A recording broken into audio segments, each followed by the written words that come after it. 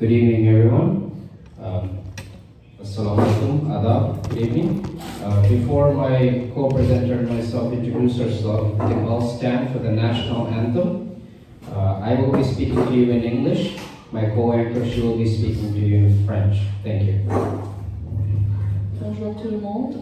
Aujourd'hui, nous écouterons aux chansons nationales du Canada et du Bangladesh, et puis nous ferons des introductions. Merci.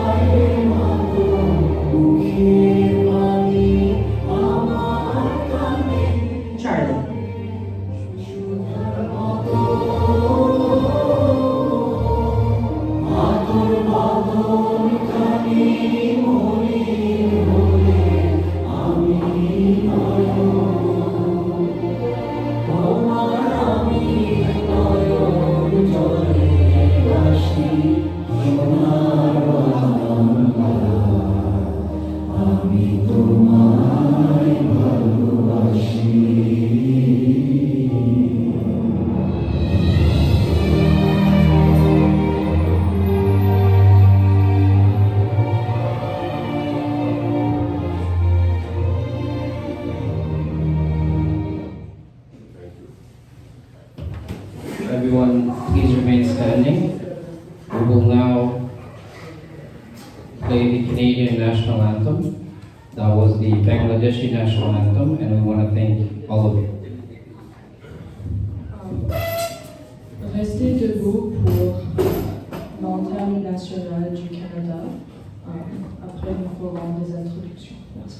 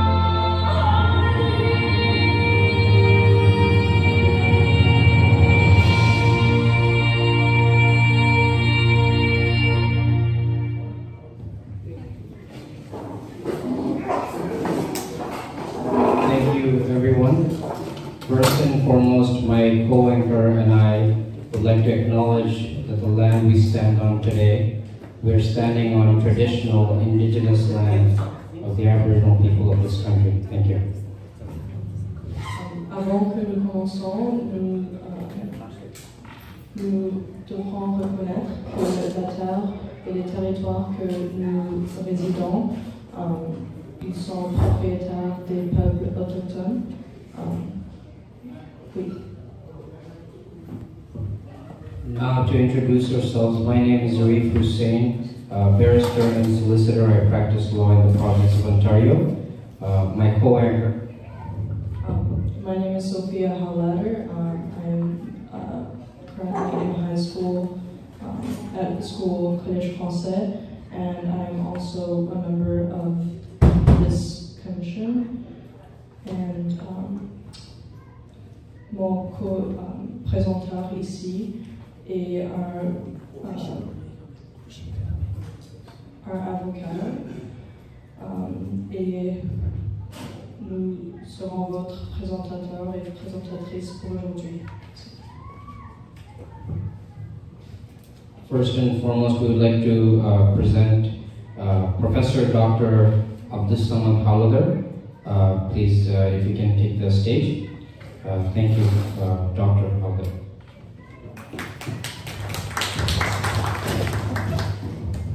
Nous présenterons Monsieur Professeur Abdussamad Howlatter pour commencer.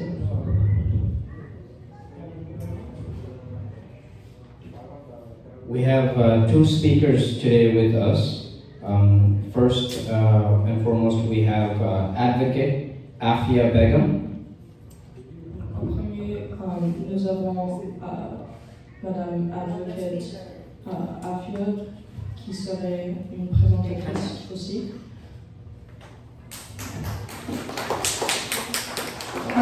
And we will also be hearing from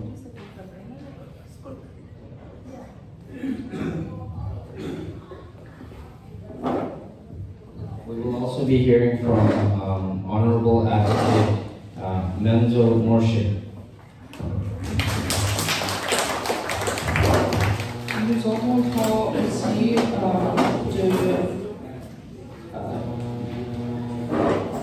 de l'avocate honorable Menzo Morshid.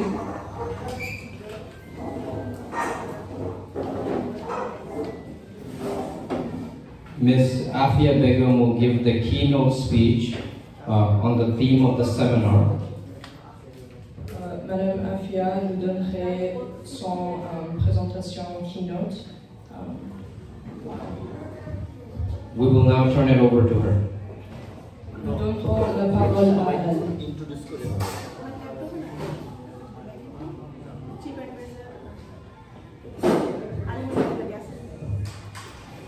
We will be asking Dr. Howlatter to introduce the remaining members. Thank you, Doctor. Nous demanderons Monsieur Abdussamad Howlatter, professeur, d'introduire les autres membres qui vont présenter aujourd'hui. Good evening, ladies and gentlemen.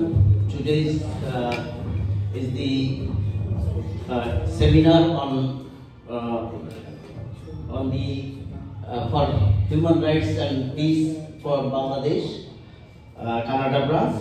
I will introduce Mr. Manjil Morshid, Advocate Manjil Morshid. He will be the chief.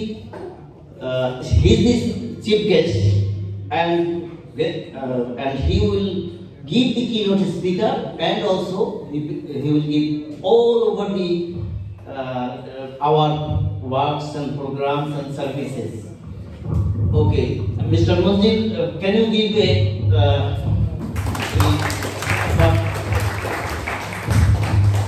and I will respectfully introduce Mr.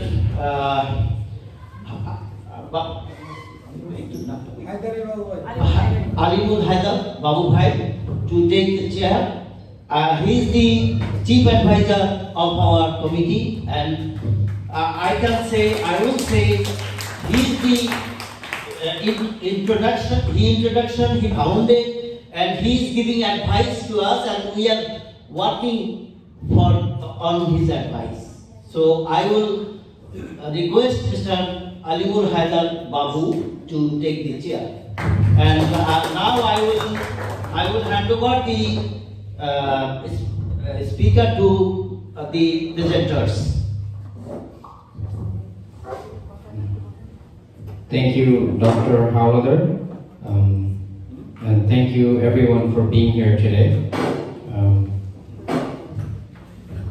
Merci, professeur Howlader, et merci à tout le monde d'être ici aujourd'hui. We will now turn the microphone over to our advocate, Afia Begum, to make remarks to begin. Thank you. Mr. Afia Begum is the convener of our committee. I believe she will introduce the whole our programs and what we did in the past. We have a occasion to inaugurate in January of this year, and she will speak about our works and what we are going to do in future. Thank you, Afia.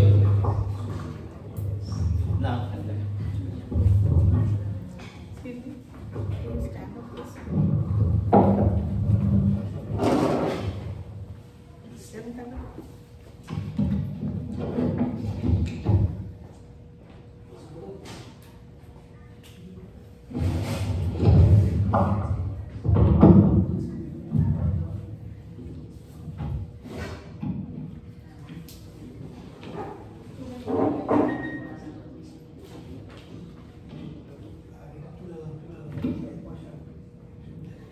After long, sorry about the late.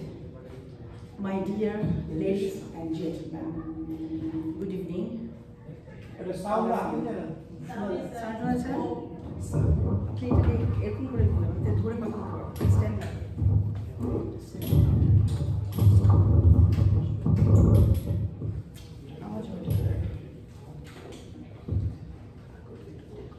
My dear ladies and gentlemen, good evening to all of you. First of all, today I would like to welcome our senior advocate, Honorable Munjir Murshid Bhai, who is the Central President of Human Rights and Peace for Bangladesh. We all know HRPB, that means Human Rights and Peace for Bangladesh, is a non-political, non-profitable, non-government, and it's a volunteer organization. The main objectives, missions of the Human Rights and Peace for Bangladesh are promoting justice, equality, peace, and to support the NRB Bangladeshi people in their human rights. And we recognize that this journey is not without its challenges, and we are committed to standing in solidarity with the Bangladeshi community both in Canada and all over the world.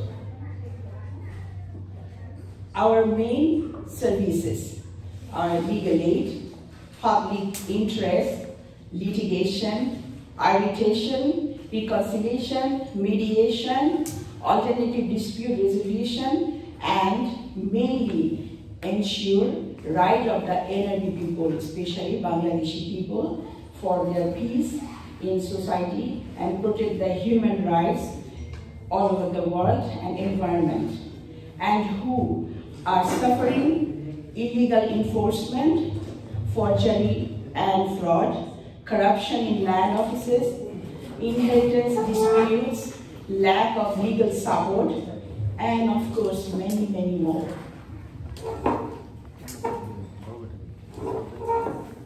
As you know, Bangladeshi Canadians, like all individuals in Canada, are protected under the Charter of Rights.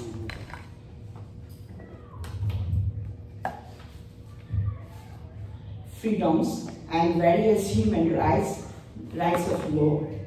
This protection ensures equality, freedom of discrimination, access to fundamental rights such as equality right, freedom, expression, and of course many more.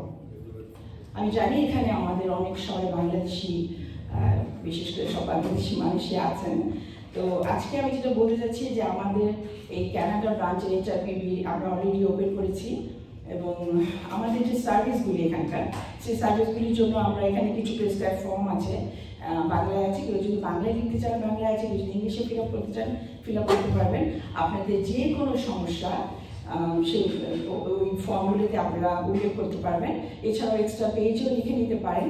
আর আপনাদের যে সমস্যাগুলির সাথে আপনারা যদি কোনো exhibit করতে চান, এর সাথে কোনো আপনাদের ডকুমেন্ট, সেটাও আমরা ওখানে এক্সিবিট করে দিব। এবং এর সাথে আমি এখানে আমার রেকমেন্ডেশন অফকোর্স থাকবে, আমার সাইন থাকবে। তারপরে আমরা যেটা করব, এখান থেকে আমরা এই পেপারগুলি, আপনাদের এই প্রবলেমের সমস্যাগুলি আমরা বাংলাদেশে আমাদের অনারেবল অ্যাডভোকেট মঞ্জিল মোর্শেদের কাছে আমরা পাঠিয়ে দেব, এবং উনি আপনাদের সমস্যাগুলি ওয়ান বাই ওয়ান করে কাজ করবেন।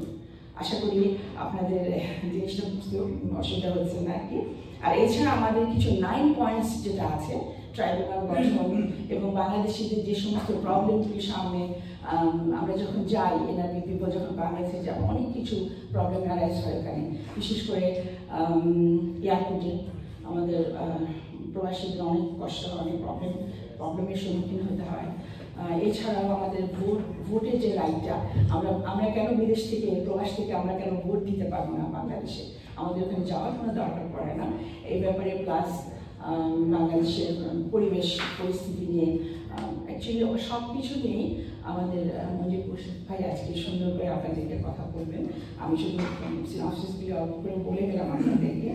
আর এছাড়া অফকোর্স আপনারা আমাদের প্রাণ, আপনাদের জন্যই আমরা আজকে এখানে দাঁড়িয়েছি, বাংলাদেশের মানুষের দুঃখ, সমস্যা, দুর্দশা দূর করার জন্য।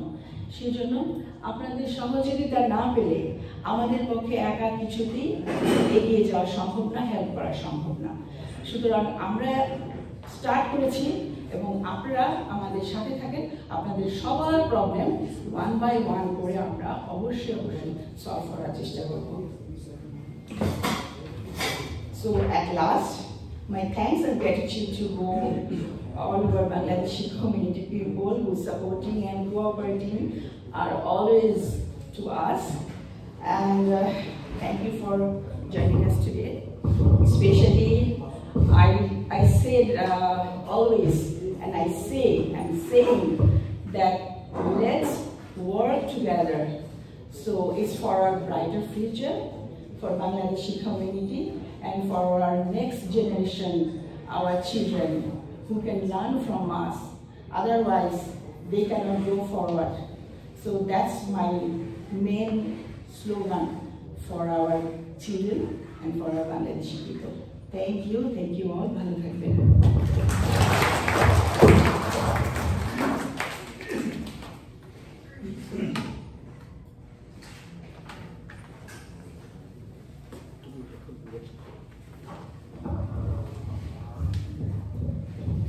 Thank you to our convener and advocate Afia Begum for your words.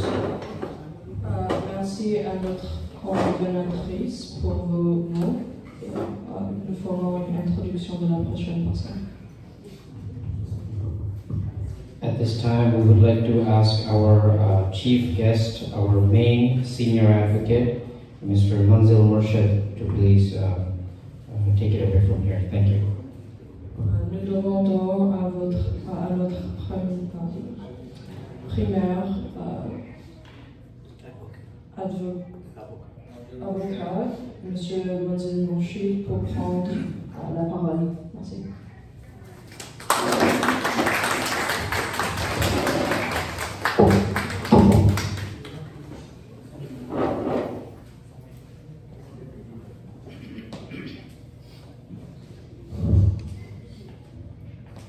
Ladies and gentlemen, good evening, and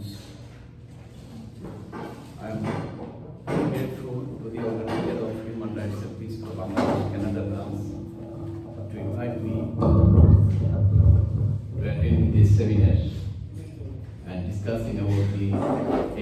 of the HFPB to the context of the legal support for the NLD people. And also I am giving thanks to the people who is attending in this seminar. All of you know that this organization is working for some purpose, especially to protect human rights, establish rule of law, and also for protection of environment in Bangladesh, and including the legal support to the NLD people, especially Bangladeshi NLD people. When they visit Bangladesh, they have got some problem and their rights are violating in every moment, and we came forward to protect their rights, to protect their property, and to stop all harassment to the NLD people. Ladies and gentlemen, this organization is a voluntary organization, and we work for the people without taking any foreign aid or any money from any source of Bangladeshi people or government or other organization. What we are doing, this is our commitment that we are working for the people, we are trying to help our people, and we are trying to solve our people's problem. That's why in Bangladesh, as I have identified that this is the only organization who is an NGO but working without any fund. And this is a specialty because there are 1,000 NGO in Bangladesh, and most of the prominent NGO, they are working with the help of the foreign fund. But our organization is working without any fund, without any foreign donation. So this is one specialty. And first question you can ask that why this organization we need. You know that in Bangladesh it's not like the ধন্যবাদ আপনারা জানেন যে human rights and peace for Bangladesh এই সংগঠনটা যখন করা হয়েছিল তখন এটার পিছনে একটা ব্যাকগ্রাউন্ড ছিল, যেটা হলো আমি যখন সংগঠনটা তৈরি করি এটা কিন্তু ওই দিনের চিন্তায় করা হয়নি। এই চিন্তাটা আমার অনেক আগে থেকে এসেছে। যখন আমি আইনজীবী হিসেবে প্র্যাকটিস শুরু করি বা সমাজের বিভিন্ন জায়গায় ঘোরাফেরা করি, তখন অনেকগুলো সমস্যা আমাদের চোখে পড়েছে এবং এর প্রতিকারটা চিন্তা করেছি যে প্রতিকারটা কিভাবে আনা যায়। সিম্পলি আমি প্রথম উদাহরণটা আপনাকে দেই যে প্রথম যে লিগ্যাল ফাইটটা আমি শুরু করেছিলাম সেটা আপনারা সবাই ঢাকা শহর চিনেন এবং জানেন, এবং যখন কোরবানি হয় তখন ঢাকা শহরে বুয়েটের ভিতর থেকে যে রাস্তাগুলো, সেই রাস্তাগুলো আপনার গরুর হাট বসতো শহরের মধ্যে। তা আমি যখন জস্টনে প্র্যাকটিস শুরু করি তখন আমার এক আত্মীয় মারা গেছেন, তার জানাজা হবে এবং আমি সংবাদটা পেয়ে আমি জানাজা যাওয়ার জন্য 12:30টায় আমি রওনা করেছি। আজিমপুর কবরস্থানে আমি 1:30টার মধ্যে পৌঁছে দিতে পারবো, বাদ জোহর আপনার জানাজা হবে। আমি সেখানে 3:30টায় পৌঁছেছি এবং 3:30টায় পৌঁছার ওই সময় তো জানাজা হয়ে গেছে। এই আসার সময় এই 3:30টায় পৌঁছার পিছনে কারণটা হলো তখন ছিল কোরবানির সময়, কোরবানির 2-3 দিন আগে হবে, এবং তখন এই বুয়েটের রাস্তা যেখানে সদরঘাট থেকে আমরা আজিমপুরে গেলে এইটি হলো আমার রুট, সেই রাস্তাগুলোতে গরুর হাট বসানোর কারণে সবগুলো বন্ধ হয়ে গেছিল। তখন আমার মনে একটা চিন্তা আসলো যে আমরা তো আইন পড়ি, ডিএমপি অ্যাক্ট, সেখানে বলা আছে কিন্তু যে মানুষের পথ, যে চলাচলের পথ, এটা অবস্থান করা যাবে না। কিন্তু তখন আমার মাথায় আসলো যে আইনে আছে এটা, কিন্তু এটা কিভাবে হয়, এটার প্রতিকারটা কি, কেউ কিন্তু করছে না। এরকম একবার ডিসেম্বরে আপনি জানেন আমাদের দেশে নিম্ন আদালতগুলো বন্ধ থাকে হল, এবং শুধু একটা ভ্যাকেশন কোর্ট বসে ক্রিমিনাল কেসের জন্য, সিভিল কোর্টের জন্য কোনো ভ্যাকেশন কোর্ট নাই। 1 মাস আপনার কোনো আইনি প্রতিকার আপনার নাই। আমার কাছে এরকম ডিসেম্বরে একটা ক্লায়েন্ট আসলো, তার বাড়িটা ভেঙে ফেলবে এবং একটা ইনজাংশন দরকার, তার রাজু বাড়িটা ভেঙে ফেলবে, নোটিশ দিয়ে ইনজাংশন দরকার। আমি নতুন তো তখন কেস রেডি করে ফাইল করতে গেলাম, কারণ আমি জানি যে কোর্ট তো আছে, স্পেশাল কোর্ট আছে। ফাইল করতে যাওয়ার পরে আমাকে বললো যে আপনি এই মাসের মধ্যে তার সিভিল কেসটা ফাইল করতে পারবেন না। কেন? বলে যে এখানে তো কোর্ট নাই। শুধু ক্রিমিনাল কোডটা আছে, সিভিল কোড নাই। তো তখন আমার মাথায় আসলো যে আমার সংবিধানে কিন্তু আমাকে বলেছে যে right to take legal steps is a fundamental rights, মানে প্রত্যেকটা মুহূর্তে কিন্তু আমি লিগ্যাল অ্যাকশনে যেতে পারবো, এটা আমার ফান্ডামেন্টাল রাইট। কিন্তু এক মাস কোর্ট বন্ধ, তো ওই লোকটা তার ফান্ডামেন্টাল রাইটস কিভাবে এস্টাবলিশ করবে, এটা আমার মাথার মধ্যে একটা প্রশ্ন আসলো। তখন এরকম শত শত প্রশ্ন মাথার মধ্যে ছিল, এবং এই সমস্ত থাকার কারণে কিন্তু যখন আমি ইন্ডিপেন্ডেন্ট প্র্যাকটিস শুরু করলাম, তখন আমি চিন্তা করলাম যে যদি মানুষের জন্য কিছু করতে হয়, কারণ যেহেতু আমি রাজনীতি করি না, আপনারা জানেন যে রাজনীতি করলে সমাজের জন্য, দেশের জন্য কিছু করা যায়, এর তো অল্টারনেটিভ আর কোনো ওয়ে নাই। তখন আমি চিন্তা করলাম যেহেতু আমি রাজনীতি করি না, পলিটিক্সের সঙ্গে জড়িত না, আমি এমন কিছু করব যেটা পলিটিশিয়ানরাই করে, কিন্তু আমি অন্য ফোরামে, অন্য স্কোপ দিয়ে আমি সেটা করব। এবং সেই জন্যই এই চিন্তা করি আমি এই সংগঠনটা তখন তৈরি করি, প্রতিবার তরুণ আইনজীবীদের নিয়ে। সেটা 2004 সালে, আজ থেকে 20 বছর আগে। তো তখন যখন এই সংগঠনটা শুরু করলাম, তো শুরু করার পরে প্রথম আমরা সেমিনার, অ্যাওয়ারনেস, এগুলোর উপরে কাজ শুরু করলাম।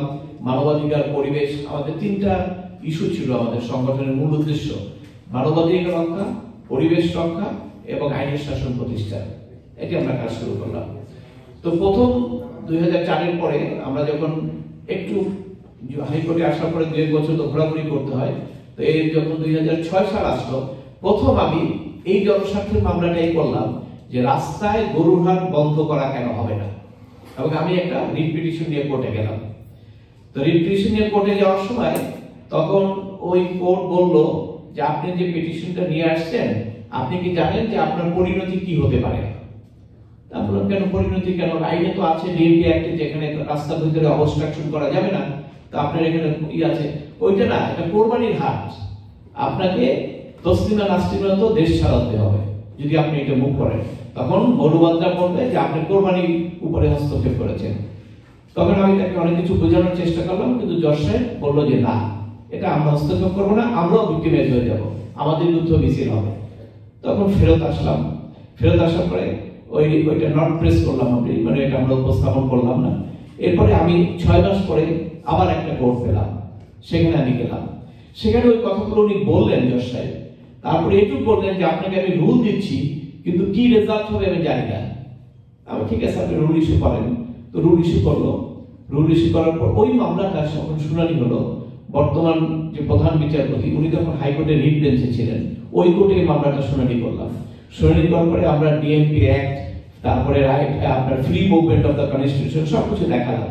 দেখানোর পরে কোর্ট কনভিন্স হলেন এবং একটা জাজমেন্ট দিলেন, এবং সেই জাজমেন্ট দিয়ে বললেন যে না, এই রাস্তার ভিতরে গরুর হাট বসানো যাবে না, তোমরা শহরের বাইরে স্পেসিফিক এরিয়াতে সেখানে বসাতে পারো। এবং আরো একটা জিনিস ছিল সেখানে, আপনারা জানেন নিশ্চয়ই, আমরা অনেকদিন আগে এসেছেন, হয়তো মনে থাকতেন, অনেককে দেখছি তারা নিশ্চয়ই 20-30 বছর আগে ছিলেন বাংলাদেশে। কোরবানির পরে 6-7 দিন ঢাকা শহরে বসবাস করা যেত না। এই যে গরুর যে জবাই রাস্তার মধ্যে দিত, রক্ত, ওয়েস্ট, তারপরে বর্জ্য, এগুলোর কারণে পরিবেশ ছিল মারাত্মক ক্ষতিকারক, মানে হাঁটা যেত না গন্ধের জন্য। আমরা এই মামলায় ওখানে এটা বলেছিলাম, এটাও পরিবেশের জন্য মারাত্মক ক্ষতিকর, এমন একটা নির্দেশনা দেন যাতে সিটি কর্পোরেশন খুব দ্রুত এটা অপসারণ করে। এবং কোর্ট ওইখানে কিন্তু জাজমেন্ট দিয়েছিলেন যে এই হেলথ হ্যাজার্ড দূর করার জন্য 24 আওয়ার্সের ভিতরে সিটি কর্পোরেশন এই ময়লাগুলো অপসারণ করবে, যেটা এখন কার্যকরী হয়। এখন আপনারা দেখেছেন 24 ঘন্টার মধ্যে কিন্তু সবগুলো পরিষ্কার করা হয়। এটা কিন্তু আমাদের ওই জাজমেন্টের মধ্যেই ছিল। এবং এই একই ঘটনা আমি পরবর্তীকালে কিছুদিন পরে একটা রিপিটিশন করলাম। সেটা হলো ওই যে আমি ডিসেম্বরে কেস করতে গেছিলাম, করতে পারি নাই। তা আমি একটা কোর্টে রিপিটিশন করে গেলাম, পাবলিক ইন্টারেস্ট লিটিগেশন, আমাদের সংগঠনের পক্ষে, যে আমার রাইট হলো টু গেট লিগ্যাল প্রোটেকশন। কিন্তু 1 মাস কোর্ট বন্ধ থাকার কারণে অনেকে তো সেই লিগ্যাল প্রোটেকশন পাচ্ছে না। এটা কেন বেআইনি ঘোষণা করা হবে না, এবং এই বিধানটা কেন করা হবে না যে ভ্যাকেশন কোর্ট যখন হবে তখন সিভিল কোর্টও সেখানে থাকবে। এবং সেখানে সেই মামলাটার শুনানি হলো। শুনানি হওয়ার পরে তারপরে এই কোর্ট কনভিন্স হলেন, এবং 67 ইয়ার্স পর্যন্ত এই ডিস্ট্রিক্ট কোর্টে ডিসেম্বর মাস পুরো বন্ধ থাকতো, কোনো রকমের কোর্ট হতো না। পরে হাইকোর্টে এই রায়টা হলো, সেই রায়টা এগেইনস্ট একটা অ্যাপিল হয়েছিল, অ্যাপিল ডিভিশন থেকে আমি জিতলাম। পরবর্তী বছর থেকে সুপ্রিম কোর্টের নির্দেশে প্রত্যেকটা জেলা আদালতে এই সিভিল কোর্টটাও গঠন করা হলো স্পেশাল বেঞ্চ হিসেবে। তার মানে এখন তারা ওখানে রাইট টু গেট প্রোটেকশনটা তারা পাচ্ছে। তো এইভাবে আমরা কাজ শুরু করলাম। এরপরে পরিবেশ এনভায়রনমেন্ট নিয়ে কাজ শুরু করলাম। আপনারা জানেন যে আমাদের দেশে জনস্বার্থের মামলাগুলো সাধারণত আপনার 80s এর পর থেকে বেশ কিছু সংগঠন করা শুরু করেছে। সেটা হলো যারা নাকি ফরেন ফান্ড পায়, বিশেষ করে অনেকগুলো নাম করা সংগঠন আছে, আইন সালিশ কেন্দ্র, বেলা, তারপরে মহিলা আইনজীবী সমিতি, তারা এই কাজগুলো করতেন এবং সেগুলো সিলেক্টেড হলো এরকম যে ওনারা একটা 1 বছরের জন্য একটা বাজেট দিতেন, ইউএসএ বা কানাডিয়ান ফান্ড যে কোনো জায়গায় হোক, যে আমরা এই কাজগুলো করব। এখান থেকে যে কাজগুলো অ্যাপ্রুভ করতো সেইটার ফান্ড দেওয়া হতো এবং ওনারা ওই ফান্ডের মধ্যে যেটা অ্যাপ্রুভ করেছে ওই কাজটাই ওনারা করতেন, ওর বাইরে ওনারা যেতেন না। এবং ওনারা যারা ছিলেন চালাতেন তারাও কিন্তু স্যালারি পেতেন, অফিস চালাতেন, সব ফান্ডিংগুলো ফরেন ডোনেশনে আসতো। এই কাজগুলো করতে গিয়ে তারা একটা লিমিটেড স্কোপে ছিল, মানে তারা সমস্ত জায়গায় কাজ করতেন না, কারণ ওই তো ফান্ড যেটা আলাদা করছে সেটাই তো করবে। কিন্তু আমরা যখন কাজ শুরু করলাম তখন আমরা ধরে ধরে আমাদের দেশে আর্কিওলজি, তারপরে আপনার এনভায়রনমেন্ট, তারপরে human rights, rule of law থেকে শুরু করে প্রত্যেকটা সেক্টরে আমরা কাজ শুরু করলাম। এবং এক পর্যায়ে 9-10 দিকে আমরা বিভিন্ন সেক্টরে যখন রিপিটিশন করি তখন আস্তে আস্তে মানুষ এটা জানা শুরু করলো যে human rights and peace for বাংলাদেশের মাধ্যমে কোর্টের মাধ্যমে কিছু আইনি অধিকার পাওয়া যাচ্ছে এবং এটা ব্যাপকভাবে প্রচার হচ্ছিল। তখন খুব খোঁজাখুঁজি শুরু হলো যে এরা কারা, কি করছে, কোত্থেকে ফান্ড আসছে। তো আমাদের অনেকেই জিজ্ঞেস করতো, আমরা তো ফান্ড আমার পকেটে, আমি লয়ার, আমি যে ফিস নেই, আমি লয়ারের কাছে ক্লায়েন্টের কাছে ফিস নেই, আমি একটা ইনকাম করি, ইনকাম থেকে একটা পোরশন আমি খরচ করি ফর দ্য পাবলিক পারপাস, এটি আমার ফান্ড, অন্য কোনো ফান্ড নেই এখানে। এই কাজগুলো করতে গিয়ে আস্তে আস্তে যখন এক পর্যায়ে দেখা গেল যে আমরা বিভিন্ন সেক্টরে, আপনারা জানেন যে আমাদের লালবাগ কেল্লা একটা জায়গা আছে, আপনারা জানেন সেটা, আপনারা গেছেন অনেকে, সেখানে দেখবেন লালবাগ কেল্লার ভিতরে 2টা বাড়ি ছিল, 4 তলা করে 2টা বাড়ি। ওরা সিএস রেকর্ডের আগে এই বাড়িটা তারা ওখানে দখল করেছে এবং সিএস রেকর্ডের সময় তাদের নামটা রেকর্ডে উঠে গেছে, যার ফলে ওরা কেউ সরাইতে পারে না। আমি যখন একে গেলাম দেখলাম, তখন আমার কাছে একটা নিউজ আমি পত্রিকায় দেখেছিলাম যে লালবাগ কেল্লাটা হলো একটা স্কোয়ার, একটা দেখেছিলাম একটা স্কোয়ার এরিয়া। তখন আমার মনে আসলো যে এই স্কোয়ার এরিয়ার মধ্যে এটা কিভাবে আসলো, লালবাগ কেল্লাটা তো কোনো প্রাইভেট প্রপার্টি না, তাই না? তো এখানে স্কোয়ারের মধ্যে এটা কিভাবে আসলো, এটার উপরে আমি তথ্য নিলাম, খোঁজ খবর নিয়ে আমি একটা রিপিটিশন ফাইল করলাম যে লালবাগ কেল্লার ভিতর থেকে এটা সরাই নেওয়ার জন্য। তো সেই মামলায় আপনার অ্যাপিল বিভাগ পর্যন্ত আমি হেরে গেলাম একটা কারণে, সেটা হলো সিএস রেকর্ডের মালিকানাটা তাদের নামে। এবং আপনি জানেন যে আমাদের দেশে সিএস রেকর্ডটা খুব মানে একটা এফেক্টিভ রেকর্ড হিসেবে ধরা হয়, যেটা কোনো ভুল হয় না।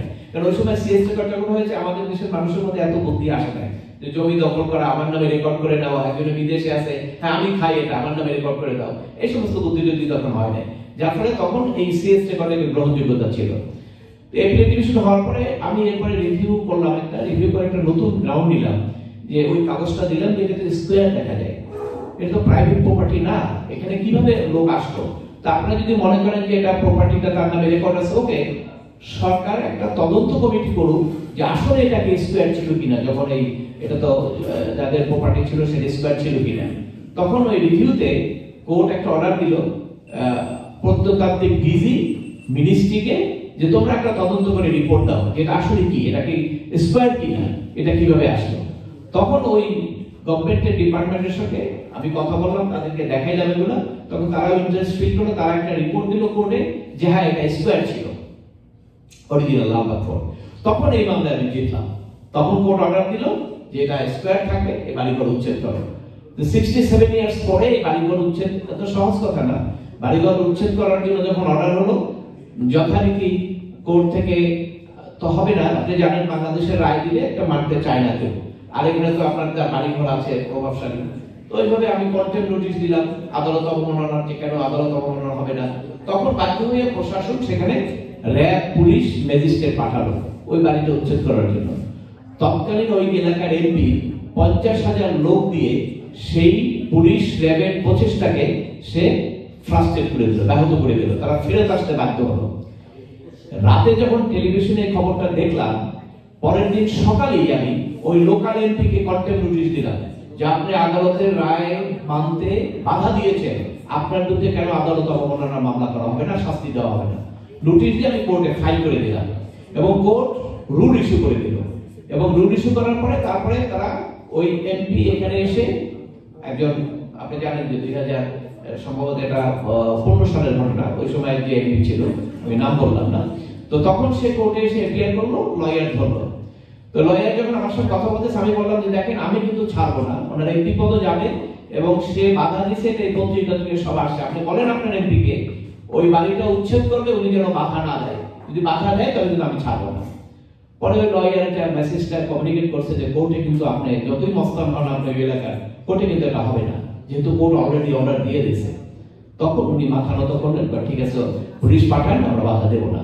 এই পুলিশ পাঠানোর পরে ওই বাড়ি দুটো উচ্ছেদ করে এখন লালবাগ কেল্লায় গেলে ওই বাড়ি আপনি পাবেন না। এটাও আমাদের কিন্তু একটা আর্কিওলজির উপরে একটা কাজ আমাদের। এরকম এরকম অনেকগুলো কাজ আর্কিওলজির জন্য আমরা আর্কিওলজি ডিপার্টমেন্ট করছি। আপনারা জানেন যে শহীদ মিনারের পাশে 1 বিঘা জমি আছে পিছনে, জাস্ট এটি দখল করে নিয়েছিল আপনার একটা গ্রুপ। সেটি যখন পত্রিকায় আসলো তখন ওইটাও আমি একটা মামলা করেছিলাম। এখন দেখবেন যে ওই জায়গাটা পুরো ফ্রি, ওইটা উচ্ছেদ করা হয়ে গেছে। আর্কিওলজির পরে আমরা মানবাধিকার নিয়ে অনেক কাজ করেছি। ধরেন আমরা পত্রিকার উপর ডিপেন্ড করি তথ্য, কারণ আমাদের কাছে তো এরকম তথ্য থাকে না। একটা পত্রিকায় একটা নিউজ দেখলাম, নড়াইলে এক মহিলাকে গাছের সঙ্গে বেঁধে তাকে টর্চার করা হয়েছে, ছবি সহ দিয়েছে। এবং তখন এটা দেখলাম কে করেছে, তার হাজবেন্ড সেনাবাহিনীতে চাকরি করে এবং সেনাবাহিনীতে চাকরি করে তাকে, তার সঙ্গে সম্পর্ক খারাপ হওয়ার কারণে তাকে বাড়িতে বের করে দিয়েছে। ও করেছে কি, কিছুদিন পরে ওই সেনাবাহিনীর যে বাড়ি, মানে ওর শ্বশুর বাড়ি, ওই বাড়িতে সে গেছে, তাকে বলছে যে না আমি যাবো না, আমাকে রাখতে হবে। এইটা বলার পরে তার উপরে ওখানে তার কাছে বেঁধে তার সঙ্গে টর্চার করা হয়েছে।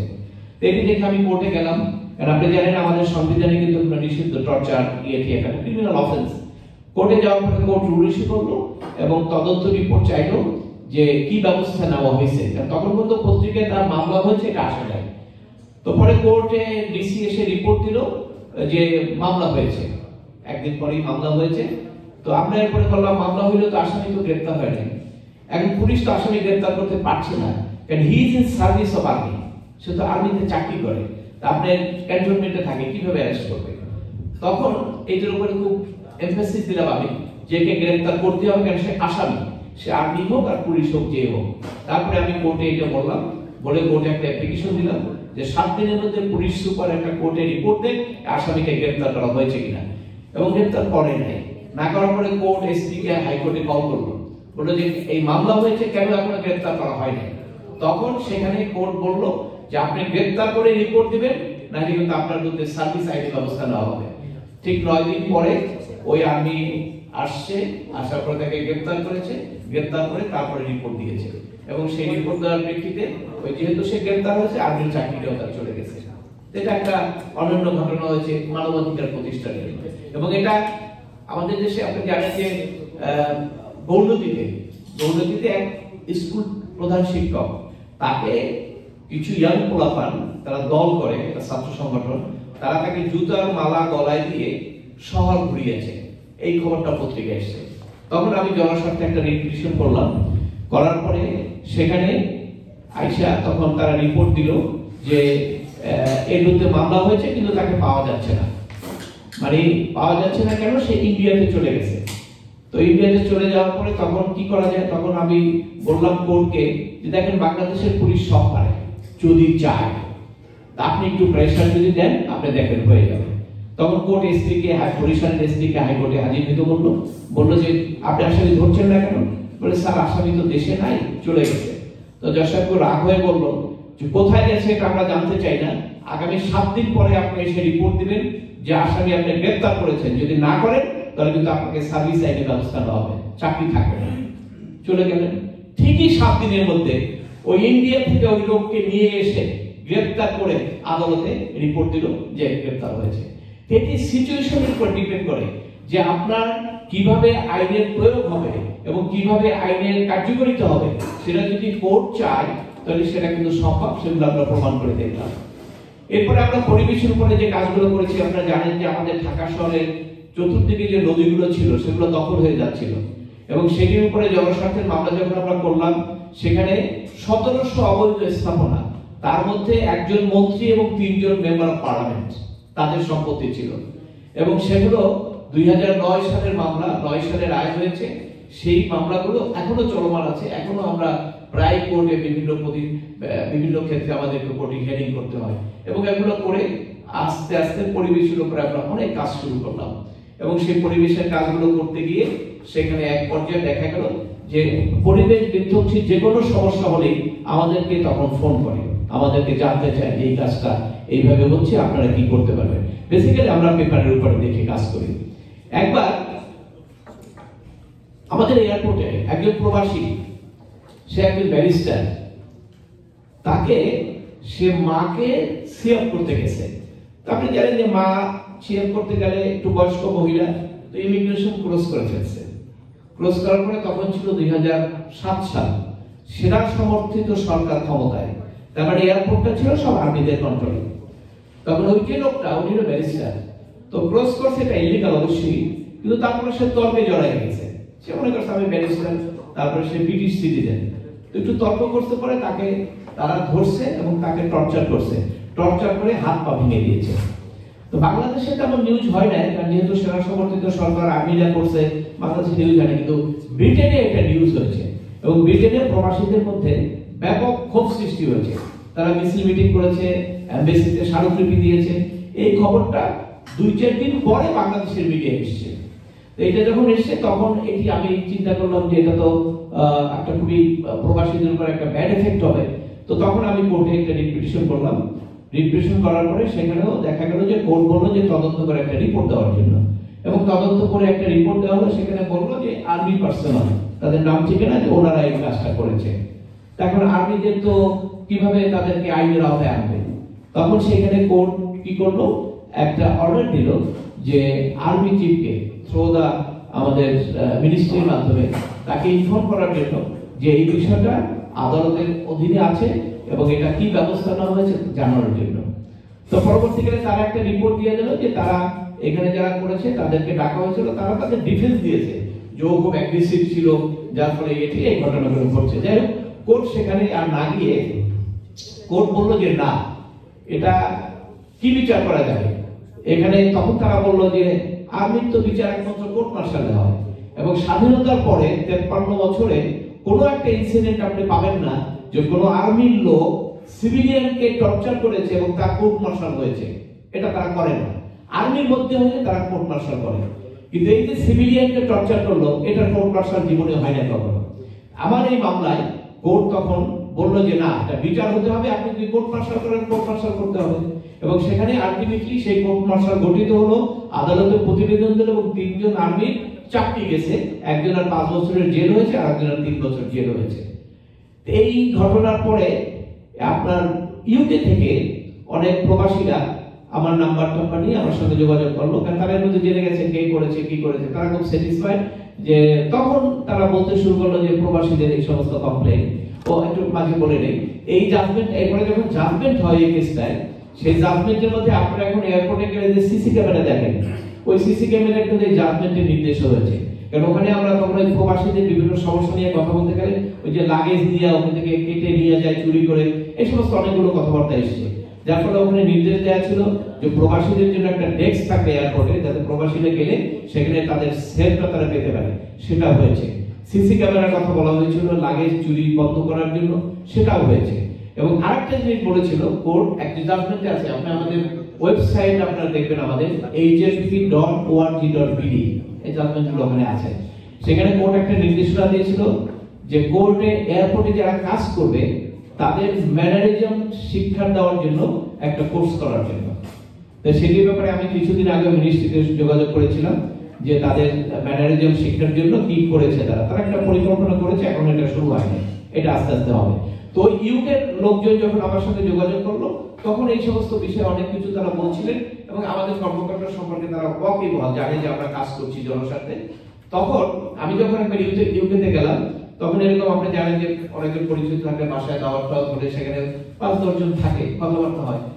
আমি 2বারই, মানে এই 16 সালের আগে 2বারই আমি লন্ডন গিয়েছি, তখন 2বারই যখন এরকম দাওয়াত খেতে যেতাম আমি খুব এমবারাস ফিল করতাম মানে ওখানে 10 জন বা 8 জন থাকলে সবাই এমন কথা বলতো যে সব অপরাধটা মনে হয় আমারই, আমি অপরাধী। অর্থাৎ কি, হ্যাঁ বাংলাদেশে গেছিলাম, এয়ারপোর্টে এই করেছে, আমার বাড়ি দখল করে রেখেছে, আমি ওখানে ইনভেস্ট করেছিলাম, সেখানে ইয়ে করতে পারিনি, আমি মাছ চাষ করছিলাম, মাছগুলো ধরে নিয়ে গেছে, এবারে সব অভিযোগটা বাংলাদেশের লোকজন করে। এইরকম বেশ কিছু অভিযোগ শুনতে শুনতে আমার মনের মধ্যে একটা খটকা লাগলো যে এই যে অভিযোগগুলো করতেছে এটার প্রতিকার কি। আসলে তো ঘটনা সত্য, ওরা তো আর খালি খালি করে বলতেছে না, ওরা কিন্তু একটা ভিক্টিমাইজ এবং তারা বলছে। এবং অনেক অনেক ক্ষেত্রে দেখছি ওই মিটিং এ তাদের নেক্সট জেনারেশন তারা ওই বলতেছে বাবা যে আমার ছেলে বলছে you don't go to Bangladesh আগে, তুমি বাংলাদেশে কেউ না। মানে ওই ওর বাবা ওই ওরকম একটা তার প্রপার্টি এক চাচাতো ভাই দখল করে নিয়েছিল, সে গেছে উদ্ধার করতে, তার নামে থানায় একটা মিথ্যা মামলা করে দিয়েছে, পুলিশকে কিছু টাকা দিয়ে বাড়িতে নিয়ে এসছে, পুলিশ দেখে উনি এয়ারপোর্টে এসে টিকিট চেঞ্জ করে সাথে সাথে লন্ডন চলে গেছে। ওই ছেলে বলতেছে বাবাকে you don't go to Bangladesh আগে। তো এই যে বাংলাদেশে আর যাবা না, নেক্সট জেনারেশন যদি এটা বলে, তার মানে তাদের মানসিকতা, আপনারা যারা ফার্স্ট জেনারেশন তারা তো ধরেন একটা টান আছে বাংলাদেশে গেছেন, কিছু একটা টান আছে, কিন্তু আপনার নেক্সট জেনারেশন যারা এখানে বাইবর্ন তাদের তো ওই টানটা নাই। তাদের টানটা হবে যদি আপনাকে দেখে যে আপনি কমফোর্টেবলি বাংলাদেশে যাচ্ছেন এবং তাদেরকে নিয়ে যাচ্ছেন, সবকিছু ঠিকঠাক আছে, তারা যদি দেখে যে না ভালো, তাহলে তারা সেটা করবে। কিন্তু যদি ক্রাইসিস দেখে, যদি দেখে এইরকম সমস্যা, তাহলে কিন্তু তারা সেটা যেতে চাইবে না।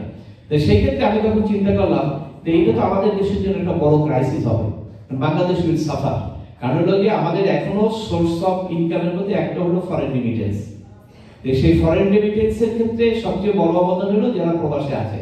এবং আপনি ধরেন যারা আসে, যে বিদেশে যখন আসে চাকরি পায় বা আপনার থাকার পারমিশন পায়, প্রথমে কিন্তু সে একটা বাড়ি করে, সে বাড়িতে কিছু ইনভেস্ট করে, তাই না? কারণ এই ইনভেস্টটা তো বাংলাদেশেই আছে, বাংলাদেশ ব্যাংকে ডলারটা পাঠাচ্ছে, বাংলাদেশ গভর্নমেন্ট হয়তো তাকে টাকা দিয়ে দিচ্ছে, কিন্তু ডলারটা তো বাংলাদেশ গভর্নমেন্ট পাচ্ছে। এই যে বেনিফিটটা, এই লোকটা যদি টাকাটা না পাঠায় তাহলে কি সেটা হবে? সেটা তো হবে না। তো সেক্ষেত্রে নেক্সট জেনারেশন বা থার্ড জেনারেশন যদি বাংলাদেশ থেকে মুখ ফিরিয়ে নেয়, তারা যদি ওই চিন্তা না করে, তাহলে বাংলাদেশ উইল সাফার। এই চিন্তা করে তখন আমি চিন্তা করলাম অবশ্যই আমাদের সংগঠনের মধ্যে এই প্রবাসীদের সহযোগিতার জন্য একটা প্রজেক্ট রাখা বা একটা চিন্তা করা দরকার। তখন আমি আমার কমিটির সঙ্গে এই সমস্তগুলো শেয়ার করলাম, শেয়ার করে বললাম যে আমরা আমাদের সংগঠনের যে মূল উদ্দেশ্য তার মধ্যে একটা জিনিস আমরা অন্তর্ভুক্ত করি। 16 সালে এটা করলাম যে প্রবাসীদের অধিকার প্রতিষ্ঠা, হ্যাঁ, রাইট টু আপনার right of the NRB people in Bangladesh. এবং সেখানে আপনি দেখবেন যে আমাদের ব্রোশিয়ারে ওখানে আছে এবং আমাদের ওয়েবসাইটে আমাদের যে ইয়েটা আছে সেখানে করা আছে। এরপরে আমরা প্রবাসীদের নিয়ে কাজ শুরু করলাম। এখন প্রবাসীদের কাজ কিভাবে আমরা করবো, কিভাবে হেল্প করবো? আমি তো আপনাকে চিনি না, আপনার একটা সমস্যা আছে, আপনিও আমাকে চিনেন না, তো সলিউশন কিভাবে হবে? যোগাযোগ তো লাগবে। এই কমিউনিকেশনের জন্য আমরা চিন্তা করলাম যে প্রত্যেকটা দেশে প্রবাসীদের সংগঠিত করে human rights and peace for বাংলাদেশের শাখা করতে হবে। শাখা করলে সেখানে একটা কমিটি থাকবে, 5-10 জন লোক থাকবে, ওরা তো ওই দেশে থাকে। তখন ওই দেশে যদি এটা প্রচার হয় যে আমরা প্রবাসীদের হেল্প করছি, তখন যারা বিভিন্ন জায়গায় ছিটিয়ে আছে তারা তাদের সঙ্গে যোগাযোগ করবে, তারা আমাদের সঙ্গে কমিউনিকেট করবে যে এই প্রবলেম, যেটা একটু আগে আপনি আপনাদেরকে বলবো একটা ফর্ম ফিল আপ করে দিলে উনি এটা সুপারিশ পাঠালে আমরা তখন সেটা দিয়ে কাজ করব। তো সেই হিসেবে আমরা চিন্তা করে আমরা শুরু করলাম কাজ। এবং কাজ করতে গিয়ে ফার্স্টে আমাদের ইউকেতে কমিটি হলো, তারপরে আপনার ইউএসএ তে কমিটি হলো, সৌদি আরবে কমিটি হলো, সুইডেনে কমিটি হলো। এই কমিটিগুলো হয়ে আমরা কাজ শুরু করলাম। কিন্তু 2016 থেকে 2019 পর্যন্ত 3 বছর প্রায় 200 মতো কাজ আমাদের কাছে এসেছে। কিন্তু দুঃখজনক হলো সত্য যে আমার কাছে যখন একটা কাজ আসে, একবার এক সিলেটের এক ভদ্রলোক তার বাড়িটা তার ভাইটাকে দিয়ে আসছিল কেয়ারটেকার হিসাবে, সে ভাড়াও দেয় না এবং সে ওখানে দখল করে রাখছে, বারবার বলা সত্ত্বেও তাকে ছাড়ছে না। ওইরকম একটা দরখাস্ত আমাদের কাছে আসলো। আমি তখন সিলেট চলে গেলাম এবং ফ্রম মাই ওন পকেট সিলেটে গিয়ে আমাদের সিলেটে ওই চ্যাম্পিয়ন কমিটি আছে, ওনাকে নিলাম। ওনাকে নিয়ে আমি তখন পুলিশ কমিশনারের কাছে গেলাম, যে বললাম যে দেখেন আমরা তো প্রবাসীদের নিয়ে কাজ করি, এই যে দরখাস্তটা আসছে অমুকের বাড়ি, তার বাড়িটা জোর করে দখল করে রাখছে, এটা ছাড়ছে না, উনি একটা মামলা করতে চায় এবং আমি মামলাটা করতে চাই, আপনি পুলিশকে বলেন এই মামলাটা নেওয়ার জন্য। তো পুলিশ কমিশনার ওসিকে ফোন করলো যে ওনারা যাচ্ছেন, দেখেন তো কি সমস্যা, মামলা নেন এটা তো বলতে পারে না, ওনারা যান। তো আমি থানায় গেলাম, ওই লোককে নিয়ে গেলাম এবং আর এক অ্যাডভোকেট তাকে নিয়ে গেলাম, তাকে যে বললাম যে দেখেন আপনারা এখানে সিলেটের প্রবাসীরা বাইরে আছে বা বিভিন্ন জেলার প্রবাসীরা বাইরে আছে, জোর করে যদি এই প্রপার্টি দখল করে রাখেন তো দুর্নামটা তো আমাদেরকে শুনতে হয়। আমি যখন বাইরে যাই তখন ওই কোনো বাসায় দাওয়াত খেতে গেলে তো তারা বলে যে আমার প্রপার্টি তো বাংলাদেশে দখল করে রাখছে, বাংলাদেশে দখল করে রাখছে বললে তো আমি পড়ে যাই, তার মধ্যে দোষটা তো আমার উপরে চলে আসে, আমি তো তখন এমবারাস ফিল করি। তো তখন ওসি কথাটা শুনে মামলাটা নেই এবং ওই দিন রাত্রি ওই ছেলেটাকে অ্যারেস্ট করা হলো। পরের দিন আমি ঢাকায় ফিরে আসি। এই কাজ যখন করি তখন দেখলাম যে এই যে জমিটা দখল করে রাখছে সে কিন্তু কোনো কোর্টে বা কোথাও কোনো মামলা করে নাই, যার ফলে এটা প্রশাসন তাকে উচ্ছেদ করতে পারছে, গ্রেফতার করতে পারছে। কিন্তু এরকম অনেক কেস আছে আমরা পাচ্ছি যেখানে তদন্ত করে আমরা যখন সর্বশেষ যাই তখন বলে এটা তো কোর্টে একটা মামলা আছে, হয়তো আপনি কখনো তাকে গিফট করেন নাই বা পাওয়ার দেন নাই, কিন্তু 300 টাকার স্ট্যাম্পে একটা পাওয়ার বানাইয়া সিলসাপ্পর মাইরা কোর্টে একটা মামলা করে দিয়েছে এবং মামলা করে দেওয়ার পরে কোর্টে মামলা আছে, তখন প্রশাসন আর আপনাকে আমাদেরকে হেল্প করতে পারে না। কেন পারে না? কারণ কোর্টে মামলা আছে, এক কথা। এবং এরকম আপনারা নিশ্চয়ই জানেন হয়তো যে আপনারা এখান থেকে এমএসসিতে অনেক অভিযোগ করা যায়, সেখানে কিন্তু ওরা বাংলাদেশে তদন্তে পাঠায় এটাকে শেষ পর্যন্ত ওই রিপোর্টই দেয়, ওই পুলিশ পর্যন্ত আসে যে আদালতে আছে, এটা আদালতের বিষয়, এই কথা বলে তারা এসকেপ করে যায়। তো এটা যখন করলো তখন আমরা দেখলাম যে এইটা তো খুব কঠিন কাজ, কারণ আমার কাছে 100টা যে কাজ আসছে তার মধ্যে আমি মাত্র 5টা সমাধান করতে পেরেছি, কিন্তু এটা তো স্যাটিসফ্যাক্টরি না। আমি যদি মোর দ্যান 50 করতে পারতাম এটা স্যাটিসফ্যাক্টরি। তখন আমার মনের মধ্যে একটা ইয়ে আসলো, তো এটা তো সলিউশন লাগবে, এভাবে তো আমরা পারবো না, কারণ আমি তো আর ফুল টাইম না, আমি তো আর ফান্ড নিয়ে কাজ করি না, আমার তো অন্য কাজ আছে। আমি হয়তো আমার সবাই থেকে 20% আমি এই জনস্বার্থে কাজের জন্য ব্যয় করি, কিন্তু এটি তো ইম্পসিবল, যেহেতু 100টার মধ্যে আমি 5টা করতে পেরেছি তাহলে তো সম্ভব না। তখন আমি চিন্তা করলাম নিশ্চয়ই এটা কিন্তু আইনি প্রতিকার দরকার। এরপরে আমরা গবেষণা করে দেখলাম যে বিভিন্ন জায়গায় স্পেশাল ল হয়েছে, এই নারী নির্যাতন, তাই না, স্পেশাল ল হয়েছে।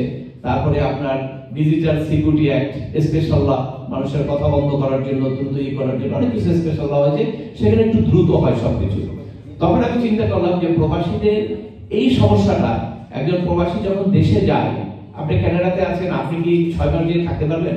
তা তো পারবেন না। কেন? আপনি তো এখানে কাজ করেন, আপনি তো 1 মাস ছুটি নিতে পারবেন, 1 মাস আপনি দেশে যেতে পারবেন, কিন্তু 1 মাসের মধ্যে তো আপনি মামলার সমাধান হবে না। বাংলাদেশে একটা মামলা হলে সিভিল মামলা 20 বছর লাগে। এই 20 বছর তো আপনি যাওয়া আসা করে আপনি তো কুলাতে পারবেন না, এবং আপনি 2 বছর 4 বছর পরে এটা অ্যাবান্ডন করে দিবেন, আচ্ছা যাই সম্পত্তি নিয়ে যান, আমি আর লোন নিতে পারছি না। এইটার কারণে আমরা চিন্তা করলাম যে মূল জায়গাটা হলো প্রবাসীদের সমস্যাগুলো যদি খুব দ্রুত সমাধান করা যায় লিগ্যালি, তাহলে পরে এটার একটা প্রতিকার হতে পারে। লিগ্যালি দ্রুত সমাধান করতে গেলে বাংলাদেশে কোনো প্রচলিত আইন নাই। এই জন্যই আমরা বলেছি, চিন্তা করলাম যে 2019 সালে প্রথম আমরা এই আলোচনাটা ফার্স্ট মাঠে আনলাম। ইংল্যান্ডে একটা সেমিনার হয়েছিল, সেখানে আমি বললাম যে এই প্রতিকার পেতে হলে বাংলাদেশে প্রবাসী ট্রাইব্যুনাল গঠন করতে হবে, এবং প্রবাসী ট্রাইব্যুনাল কিভাবে গঠন করা হবে, কিভাবে বিচার কার্য হবে, সেই সবগুলো জিনিস আমরা এই 9 পয়েন্টস আপনাদের সামনে একটা কাগজ আছে দেখবেন, 9 দফাটা। যদিও আইনটা তো আরো বড়, তারা করবে সবকিছু ঠিক আছে, দরকার হলে গভর্নমেন্ট যদি আমাদেরকে ড্রাফট দিতে বলে ফুল ড্রাফট সেটা আমরা দিতে পারবো, কিন্তু আমাদের একটা প্রাইমারি আইডিয়া আমরা এই 9 পয়েন্টস এর মধ্যে দিয়েছি যে কিভাবে প্রবাসী ট্রাইব্যুনাল গঠন করা যাবে। সেটা আমরা বলেছি যে একজন প্রবাসী যেখানে থাকুক, সে ব্যক্তিগতভাবে ইমেইলে অথবা এসএমএস এ অথবা সাদা কাগজে বাই পোস্টে যে কোনো জায়গায় যদি উনি একটা দরখাস্ত করেন যে আমার অমুক জায়গায় আমার প্রপার্টি দখল করে রাখছে, অথবা আমার অমুক সম্পত্তি অমুক বিজনেস দখল করে রেখেছে, ওইটাই হবে মামলা, এবং সে মামলাটা ট্রাইব্যুনাল অ্যাকসেপ্ট করবে। উইদিন 15 ডেজ তাকে নোটিশ করবে যে এইটা দুই পক্ষকে, আপনাকে করবে তাকেও করবে, 15 দিন পরেই আপনাদের একটা শুনানি হবে। আপনি কি কানাডা থেকে যাবেন ওখানে? না, সেটা আমরা বলেছি। বর্তমানে যদি সে আসতে চায় আসবে, যদি সে না আসতে চায় তাহলে এখন জুম মিটিং করে ডিজিটাল সিস্টেমে তাকে সংযুক্ত করে আপনি মামলার শুনানি করবেন। আর বাংলাদেশে যে দখল করেছে সে তো আছেই, শুনানি করে আপনি রায় দিবেন, এবং সে রায়টা 30 ডেজের মধ্যে হবে। 30 ডেজ আপনি ছুটি পাবেন এখানে, এই 30 ডেজের মধ্যে হবে। এবং এটার মাধ্যমে যে ডিসিশন হবে অধিকাংশ ডিসিশনই কিন্তু প্রবাসীদের পক্ষেই হবে, কারণ যারা দখল করছে তাদের তো কাগজপত্র নাই, তারা তো একটা ফলস কাগজপত্র তৈরি করে কোর্টে যাই আপনাকে একটা ব্লক করে দিয়েছে যাতে আপনি এটা ভোগ করতে না পারেন। এবং তখন এই সমাধানটা হওয়ার পরে আবার একটা প্রশ্ন আসবে, যে আইনের প্রস্তাব আমরা করেছি যে একটা জায়গায় কিন্তু আপনার বিচার শেষ হয় না, এটা কানাডাতেও আছে, বিচারের ধাপ আছে, সর্বোচ্চ পর্যায় পর্যন্ত যেতে হবে, না এটা ফাইনালি হয় না, সুপ্রিম কোর্ট পর্যন্ত। এই জন্য আমরা তো ট্রাইব্যুনাল গঠন করার কথা বললাম, কিন্তু আমার হাইকোর্ট সুপ্রিম কোর্ট সব জায়গায় তো ওইখানের তো বিচারগুলো হবে সংবিধান অনুযায়ী, তো সংবিধান তো আমার হাতের মধ্যে না, ইচ্ছা করলেই পরিবর্তন করা যায় না বা ইচ্ছা করলেই আপনার আইন করা যায় না। তখন আমরা বললাম ঠিক আছে, ওই জায়গায় যেহেতু আমার একটু দেরি হতে পারে, এই জন্য আমরা প্রভিশন রাখলাম আমাদের ইয়ের মধ্যে, যে রায়টা হবে সেই রায় যদি হয় যে অবৈধভাবে দখল করে আছো বাড়িটা ছেড়ে দিতে হবে, ওই রায়টা আগে কার্যকরী করে তারপরে আপিলের সুযোগ দিতে হবে। এরপরে আর সুযোগ কে করবে? যিনি দখল করেছিলেন তিনি তো আপিল করবেন, করুন, উনি তো বাংলাদেশে আছে, উনি 10 বছর পরে রায় নেওয়ার পরে 10 বছর পরে যদি প্রবাসী হেরে যায় তার প্রপার্টি দিয়ে দেবে তাকে, কিন্তু এই 10 বছর সে দখল করে থাকবে। এই সুযোগটা আমরা কিন্তু এই আইনের মধ্যে পড়ছি। তা দেখেন কত একটা সুন্দর জায়গা, যে জায়গায় আইনিভাবে এটা সম্ভব, কিন্তু প্রশাসনিকভাবে তো সব সম্ভব না। কারণ প্রশাসনিকভাবে তো আপনাকে ধরেন একজন নাগরিককে যদি বলে তুমি ওর বাড়িটা ছেড়ে দাও, হয়তো ডিসি বললো যে বাড়িটা ছেড়ে দাও, এসপি বললো, ছাড়বে না তো, ও তো জানে যে এটা আইনগত কোনো ভিত্তি নেই। অথবা আমরা আইনগত ভিত্তির মধ্য দিয়ে প্রবাসীদের সমস্যা সংক্ষিপ্ত সময় সমাধানের জন্য আমরা এই উদ্যোগটা নিয়েছি। এবং এখানে সুবিধাটা হলো কি জানেন, এই প্রবাসীদের যে এই সমস্যাগুলো সেগুলো যদি রিয়ালাইজ না করে, সেগুলো যদি সমাধান করা না হয়, তাহলে আজকে যে হতাশা প্রবাসীদের মধ্যে এই first generation, second generation, third জেনারেশনের যে যা হবে সেটা হলো বাংলাদেশ থেকে তারা বিচ্ছিন্ন হয়ে যাবে। কিন্তু আপনি আমি তো নিশ্চয়ই সেটা চাই না। আপনি আমি অবশ্যই চাই আমার পরবর্তী বংশধর যারা বিদেশে আছে, হতে পারে তারা এখানে বাই বর্ন, গ্রোন আপ, তারপরে দেশের সঙ্গে তার নারীর যে সংযোগ সেটা থাকুক, এবং দেশের সঙ্গে নারীর সংযোগ থাকলে সেটা বাংলাদেশ উপকৃত হবে। সেই দিনটাই কিন্তু আমরা মনে করেছি যে এই সংগঠনের মাধ্যমে প্রবাসীদের কিছু সহযোগিতা এবং সাহায্য করা। এবং আমরা যেটা দেখেছি সেই এখানে আপনার human rights and peace for Bangladesh প্রথম আমি যখন কানাডাতে এসেছিলাম, যে কোনো একটা সোর্সে আমাদের আলিমুল হায়দার ভাইয়ের সঙ্গে আমার কথা হয়েছে, ওনার সঙ্গে আমি বসেছিলাম, বলেছি যে আমরা তো কাজ করছি, তো আপনারা কানাডার তো এরকম অনেকের প্রবলেম আছে, কিন্তু আমাদের কাছে কেউ আসে না কখনো, তো এটা যদি হয় তাহলে আপনাদের এখানে কমিটি করলে আপনারা অনেকেই জানবে, আপনাদের মাধ্যমে আসবে, আমরা কিন্তু হেল্প করতে পারি। যে কাজটা অনেকেই টাকা দিয়ে করতে পারবে না, আমি একটা উদাহরণ বলি আপনাকে, আমেরিকান পাসপোর্ট, সে আমেরিকাতে আছে 2015 সালে সম্ভবত, তার বাড়ি হলো সিরাজগঞ্জে, আমেরিকাতে আছে সে, পাশের বাড়ির সঙ্গে তাদের একটা গন্ডগোল আছে জমি জমা নিয়ে, তো একটা মার্ডার হয়ে গেছে। তো মার্ডার হয়ে যাওয়ার পরে ওই মার্ডার কেসে ওদের তো আসামি করেছি, যে ভাই আমেরিকা থাকে তার নামও এফআইআর দিয়ে দিয়েছে মার্ডার কেসে। এইটা আমি যখন আমেরিকাতে আসছি, আমাদের আমি একটা ফ্রি কনসালটেশন করতেছিলাম, এক ভদ্রলোক আমার কাছে এসেছে যে ওনার এই প্রবলেম, আমি বললাম আপনাদের সব কাগজপত্র দেন। তো আমি দেখলাম, দেখে তো বললাম sir he is in America, সে ওখানে অ্যাকিউজড মার্ডার কেসে। এবং নর্মালি আমি বললাম যে এটা তো আপনি যদি লয়ারের কাছে জানো, আমার মনে হয় না খুব আপনার বেনিফিট হবে। মানে বেনিফিট হবে কিভাবে আমি বলি, আপনি প্রথম লয়ারের কাছে যাবেন, তাকে 5 লাখ টাকা ফি দিতে হবে, আপনি সারেন্ডার করবেন, আপনাকে জেলে যেতে হবে, মার্ডার কেস তো, এবং হাইকোর্ট থেকে আপনি জামিন পাবেন, maybe it will tax 4 months, এই 4 মান্থস আপনাকে জেলখানে থাকতে হবে। এটা দেবে হবে না, তো আমি দেখি কি করতে পারি। আমি এটাকে একটু এক্সট্রাঅর্ডিনারি নিলাম, এইরকম একটা আনকমন কাজ কি করা যায়, যেটা সম্ভব না সেটাকে কিভাবে সম্ভব করা যায়। আমি দেশে গেলাম, দেশে গিয়ে আমি আইজিপির সঙ্গে দেখা করলাম আমাদের টিম দিয়ে, যে আমি বললাম এই যে দেখেন একটা দরখাস্ত নিয়ে গেছি আমাদের ব্যাগে, যে উনি আবার আমাদের কাছে ফর্মালি ওই ফর্মে আবেদন করেছে ওই পাসপোর্ট সহ। আমি যে আইজিপি বললাম, আইজিপিকে এই যে দেখেন উনি আমেরিকাতে ছিল, এই মার্ডার কেসের আসামি, সে আসলে জেলখানায় যেতে হবে এবং তার ওখানে প্রবলেম হবে, তার জব আছে, 4 মাস থাকতে হবে এখানে, সবকিছু মিলে। উনি বললো তো কি করার, আপনি পুলিশ সুপারকে বলেন ইমিডিয়েটলি একটা তদন্ত করে ঘটনা সম্পর্কে আপনাকে রিপোর্ট দেবেন। তো যখন আইজিপি রিপোর্ট চাই এসপিকে, সেখানে তো আর 2 নম্বরের রিপোর্টের সুযোগ নাই। উনি সাথে সাথে লিখে দিলেন সাবমিট এ রিপোর্ট উইদিন 15 ডেজ। গেল এসপির কাছে, এসপির কাছে একদম পুরো তো আপনার তোলপাড় হয়ে যাচ্ছে, আইজি পাঠাইছে, খুঁজে খুঁজে দেখলো আসলে ঘটনা সে তো ছিল না। তখন ওইটা তারা একটা রিপোর্ট দিল যে সে ওই সময় আমেরিকা ছিল। আমেরিকা ছিল, কি করা, মামলায় তো আসামি হয়ে আছে। তখন পুলিশ আইজিপি তাকে বললো যে এই মামলাটা পুলিশ তদন্ত করে 30 ডেজের মধ্যে তোমরা রিপোর্ট দিয়ে দাও। রিপোর্ট দিলে ও কিন্তু বাদ চলে যাবে, কারণ অলরেডি একটা রিপোর্টে চলে আসছে, ওখানে ছিল না। চার্জশিট হবে, যারা আছে তাদের মধ্যে চার্জশিট, নর্মালি যারা তদন্ত ধরেন 1 বছর পরে হইতো।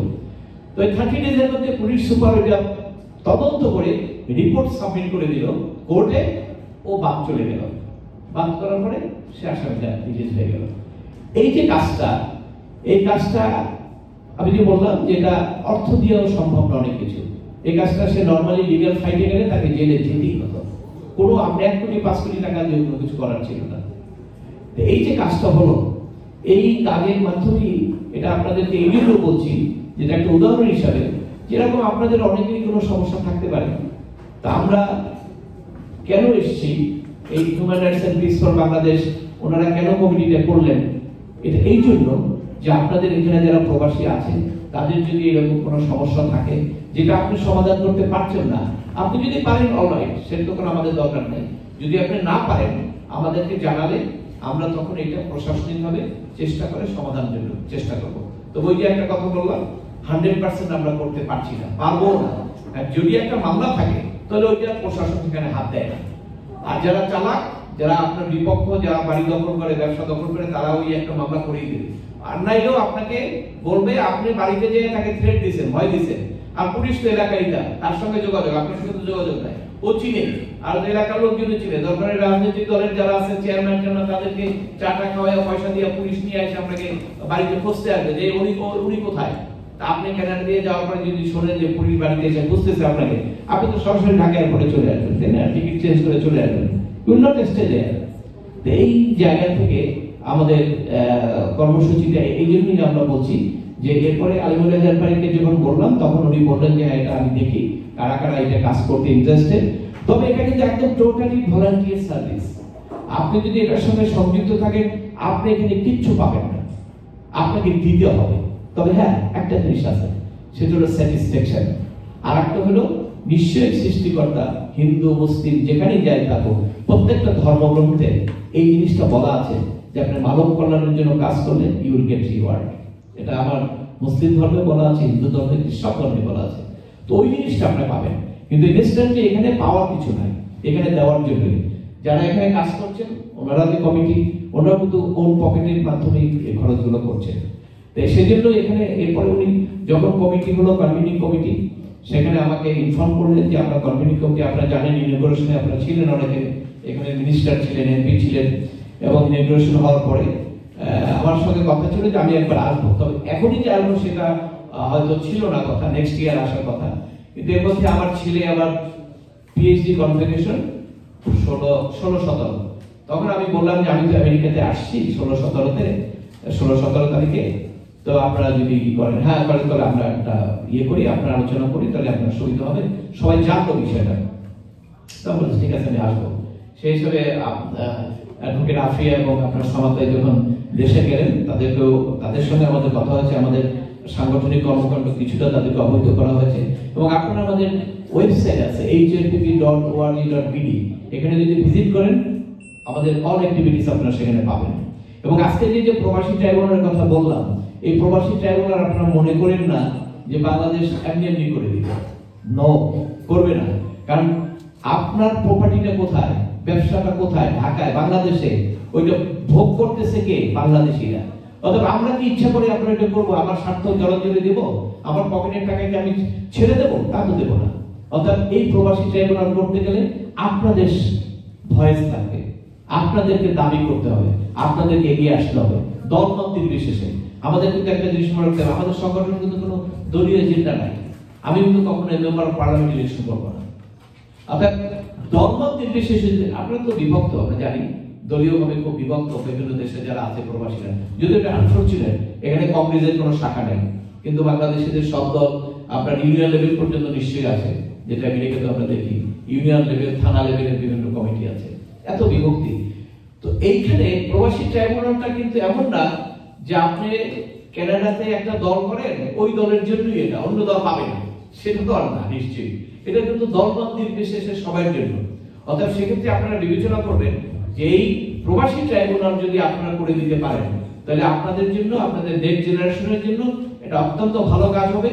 এবং আমি মনে করি যে এই দাবিটা যেহেতু আমরা শুরু করেছি 19 সালে, এবং এটা ভবিষ্যতে আরো ভালোভাবে দাবিটা উঠতে হবে, এবং সেই উঠানোর দায়িত্বটা হলো আপনাদের উপর। শুধু এইচএলপিপি কানাডা ব্রাঞ্চ ওনারা করলেই হবে না, এটা কানাডাতে যারা আছেন নিশ্চয়ই কানাডা সব দেশেই সবাইকে ঐক্যবদ্ধ করতে হবে, সব জায়গায় কাজ করছে। আপনারা দেখেছেন কয়েকদিন আগে নিউজে, আমরাও সেটা অবশ্য সমর্থন করেছি। আমি আমেরিকাতে আমাদের সেমিনার আমি পড়েছি এটা। ইউকেতে আমাদের এই human rights and peace for Bangladesh high কমিশনে একটা স্মারকলিপি দিয়েছে। ইলেকশন কমিশন বলছে যে প্রবাসীদের ভোটাধিকার দিবে। তারা বিভিন্ন সূত্র বলছে যে আপনি ওখানে কাউকে অথরাইজ করবেন, তো আপনি কারে অথরাইজ করলেন, বললেন যে অমুক মার্কে ভোট দিও, ও কি ওই মার্কে ভোট দিবে এমন কোনো কথা আছে? তা তো নিশ্চয়তা নাই। আর ভোট তো একটা কনফিডেন্সিয়াল জিনিস, আপনি বলে দিলেন এই অমুকরে ভোট দিও, এটা তো কনফিডেন্সিয়ালি থাকলো না। এই জন্য আমরা human rights and peace for বাংলাদেশের পক্ষ থেকে ইউকেতে যে স্মারকলিপি দিয়েছে সেখানে বলা হয়েছে যে প্রত্যেকটা হাই কমিশন বা এমবেসিতে ভোট কেন্দ্র থাকতে হবে, এবং সেখানে প্রবাসীরা ভোট দেবে। ভোট দেওয়ার জন্য তাকে টিকিট কেটে দেশে যেতে হবে কেন? সে তো ডুয়েল সিটিজেন, সে তো নাগরিক, তার তো ভোটাধিকার আছে। এবং সরকার অবশ্য বলেছেন যে এই ভোটাধিকারটা তাদের দেওয়া হবে, কারণ পদ্ধতি নিয়ে একটা প্রবলেম। আমরা দাবি করেছি যে হাই কমিশন বা এমবেসিতে এই ভোট কেন্দ্রটা থাকতে হবে, যারা এখানে তারা দিতে পারে। এই দাবিটাও আমাদের এখানে আছে। তো এটা আপনাদের মানে প্রবাসীদের স্বার্থেই করা হয়েছে। আর প্রবাসী ট্রাইব্যুনাল, এই প্রবাসী ট্রাইব্যুনালের ব্যাপারটা আমরা এখানে যারা অল্প কয়েকজন লোক আছি আমরা দাঁড়ালে হবে না, সবাইকে সম্পৃক্ত করতে হবে। আপনারা এখানে তো হাজার হাজার লোক আছে, সবাই কিছু পৌঁছে দিতে হবে যে আমাদের প্রবাসী ট্রাইব্যুনালটা গঠন করার জন্য সরকারের উপরে চাপ সৃষ্টি করা। দুইভাবে করা যাবে চাপ, সেটা হলো আপনারা এখানে জমায়েত করে করতে পারবেন, আপনারা প্রসেশন করে করতে পারবেন, আপনারা এমবিসিকে স্মারকলিপি দিয়ে দেবেন, সিগনেচার কালেক্ট করতে পারেন, অনেকগুলো কাজই করা যায়, বিভিন্ন ভাবে করবেন। এবং এই জিনিসগুলো যখন মিডিয়াতে আসবে, বাংলাদেশে দেখবে, তখন আমরা ওখান থেকে যদি একটু ভয়েস রেজ করি, দুটো যোগ হলে পরে সরকার হয়তো চেষ্টা করবে কিছু করার জন্য। এবং আমাদের পরিকল্পনা আছে যে আমরা আইন মন্ত্রণালয়েও আমরা এই সবগুলো কানাডা, আমেরিকা, অস্ট্রেলিয়া, সুইডেন সব জায়গাগুলো আপনার স্মারকলিপিগুলো দেওয়া হয়ে গেলে ডিমান্ড জানিয়ে এরপরে আমিও তখন গভর্নমেন্টের কাছে আমরা ওখান থেকে স্মারকলিপি দেবো।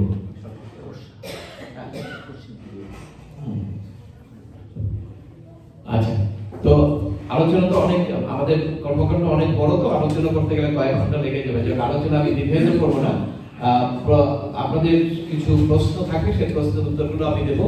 আমি সর্বশেষ যে আহ্বান জানাবো সেটা হলো যে আমাদের human rights and peace for বাংলাদেশের যে অ্যাক্টিভিটিস শুধুমাত্র এনআরপি পিপলের রিলেটেড ইস্যুটা হলো আপনাদের রিলেটেড। বাংলাদেশে হিউম্যান রাইটস, এনভায়রনমেন্ট এগুলো নিয়ে তো আমরা কাজ করছি, এগুলোর জন্য মানে আপনাদের খুব ইনভলভমেন্ট ইম্পর্টেন্ট তা না, but we are the people there, আমরা এখানে আছি। এখানে যেটা এনআরপি পিপলদের জন্য যে ট্রাইব্যুনাল গঠন, সেখানে আপনাদের কিন্তু কাজ করতে হবে, আপনাদেরকে এগিয়ে আসতে হবে। যদি আপনারা সবাই দলমত নির্বিশেষে এগিয়ে আসতে পারেন তাহলে হয়তো আমাদের সেখানে এটা সম্ভব হবে এবং করা যাবে। এবং সেটি করার জন্য আমি আহ্বান জানাবো। আমি আলোচনার দীর্ঘায়িত করবো না, ভবিষ্যতে আবার হয়তো আপনাদের সঙ্গে কথা হবে। এখনো আপনারা এই বিষয়টা ডিজিটাল মাধ্যম বা পার্সন টু পার্সন সব জায়গায় আপনারা আমাদের কথাটা বলেন, ফর্মটা দিয়ে দেন। যদি কারো কোনো সমস্যা থাকে, আমি বলেছিলাম যে সময় থাকলে 3-4 ঘন্টা যদি একটা ফ্রি কনসালটেশন করা যেত, আমি প্রত্যেকের কথা শুনে শুনে তাকে বলে দিতাম কি করতে হবে। ইটস ভেরি ইম্পর্টেন্ট যে আইনের ব্যাপারে অনেকেই অনেক কিছু জানে না, যে কি করতে হবে এটি অনেকে কিছু জানে না।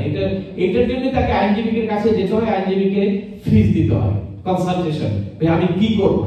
আমি বলছিলাম যে একটা 3-4 ঘন্টার ফ্রি কনসালটেশন, যেহেতু সময় নেই সেজন্য হয়তো করা সম্ভব হয় না। সেরকম হলে আপনার যদি অনেক লোক থাকার সমস্যা নেই, যেটা আমি ইউকেতেও করেছি, আমেরিকাতেও করেছি, অনেক লোক থাকে, সেখানে প্রত্যেকের কথা শুনে তাদেরকে আমরা লিগালি বলে দিই যে আপনি এইভাবে কাজটা করবেন, সেটা তারা ফ্রি কনসালটেশন পাচ্ছে।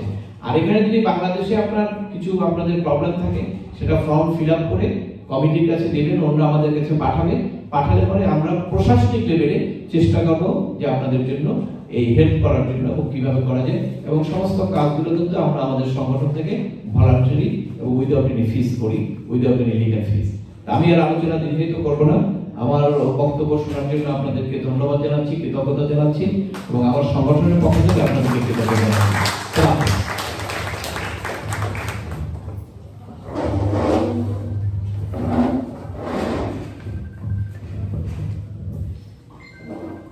Thank you, Advocate Mr. Manzil Murshid. Your comments have been extremely important, and I think we have all learned a lot from here. We want to take this chance and thank all of the media, including the multiple TV channels, newspapers, community leaders, as well as those representative of large Canadian Bangladeshi different groups that are present here today. Nous remercions M. Manzil Murshid pour ces mots vraiment, ces histoires vraiment approfondissantes à propos des problèmes qu'ils fassent au Bangladesh. Et nous remercions aussi toutes les stations de télé qui sont ici pour présenter pour leur participation, et je remercie tout le monde ici, tous les représentants de la communauté qui sont venus ici pour participer. Merci beaucoup. At this moment, we want to ask, please join us in welcoming longtime community senior leader and community advocate. He is a mentor to all of us, the Chief Advisor for Human Rights and Peace for Bangladesh, Mr. Alimur Haidari Babu.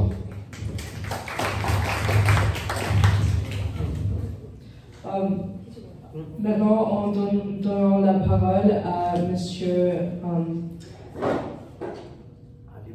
Alimur Haidar Babu, Chief Advisor, le chef advisor pour les droits humains et paix pour Bangladesh.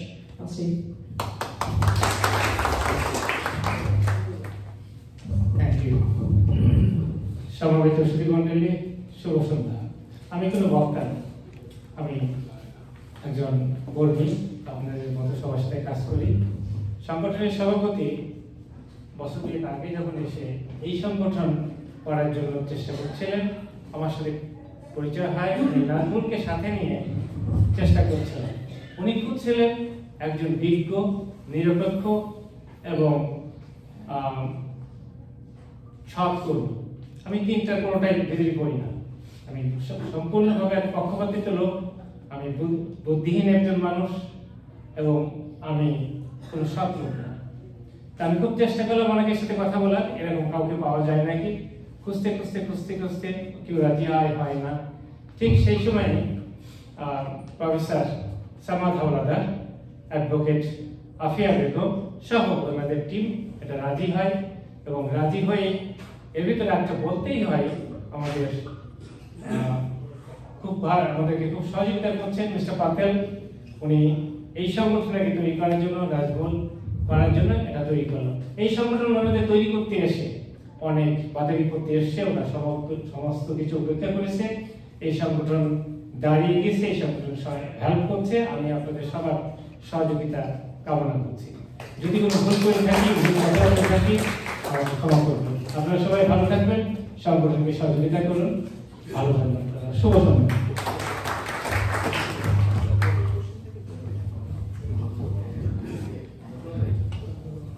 Mr.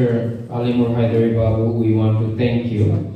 At this moment, I want to open up the floor for question and answer period, and I would like, and the committee will be announced. The committee will be announced first, and I am going to turn it over to Advocate Ms. Afia Begum.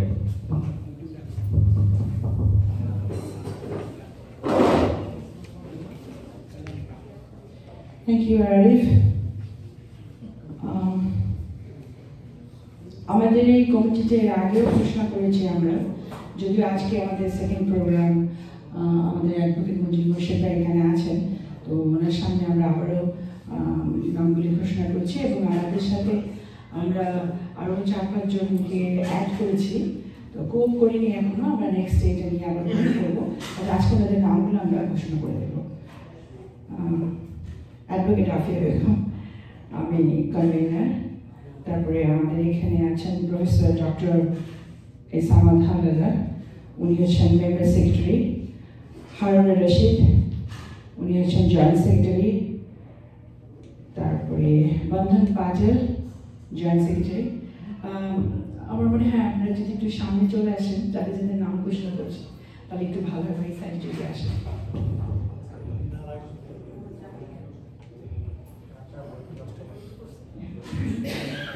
And the members, Fokri Chaudhry Milan, Sanjay Jaki, Sofia Haladar, Amin Mia, Shimon Roy, Abdul Rashid Khan, Nazmul Jagidar, Tahpina Akhtar, Muhammad Shirazul Islam, Qazi Mursalim, Jalal Ahmed, Ahmedur Rahman, Itifai, Muhammad Akbar Hussain, Muhammad Iftikhar Kamal, Shaun, Rafiqul Islam, and the new members, Sakibul Hasan. Sakibul Hasan অনেক বছর human rights নিয়ে কাজ করেছে। সাকিবুল হাসান, আপনি সামনে চলে আসেন। Farhad Hossain, human rights নিয়ে স্টিল কাজ করছে। আমরা ওনাদেরকে আমাদের এখানে মেম্বার হওয়ার জন্য নেক্সট একটু হোপ করে নেব। শানে মোহাম্মদ, কাজী মেহরাব হোসেন। কাজী মেহরাব হোসেন আমাদের সাথে প্রথম থেকেই কাজ করছে এই অর্গানাইজেশন নিয়ে। অ্যান্ড ব্যারিস্টার আরিফ হোসেন আমাদের সাথে আছেন। হাসনা হেনা, আপনি আসেন। আর লাস্ট অফ অল আমি একজনের নাম বলবো, সে আমাদের কমিউনিটিতে ভীষণভাবে কাজ করে, কালচারাল প্রোগ্রাম করে, সে নিজেও জানে না তার নাম আজকে আমি ডাকবো, আসমা হক।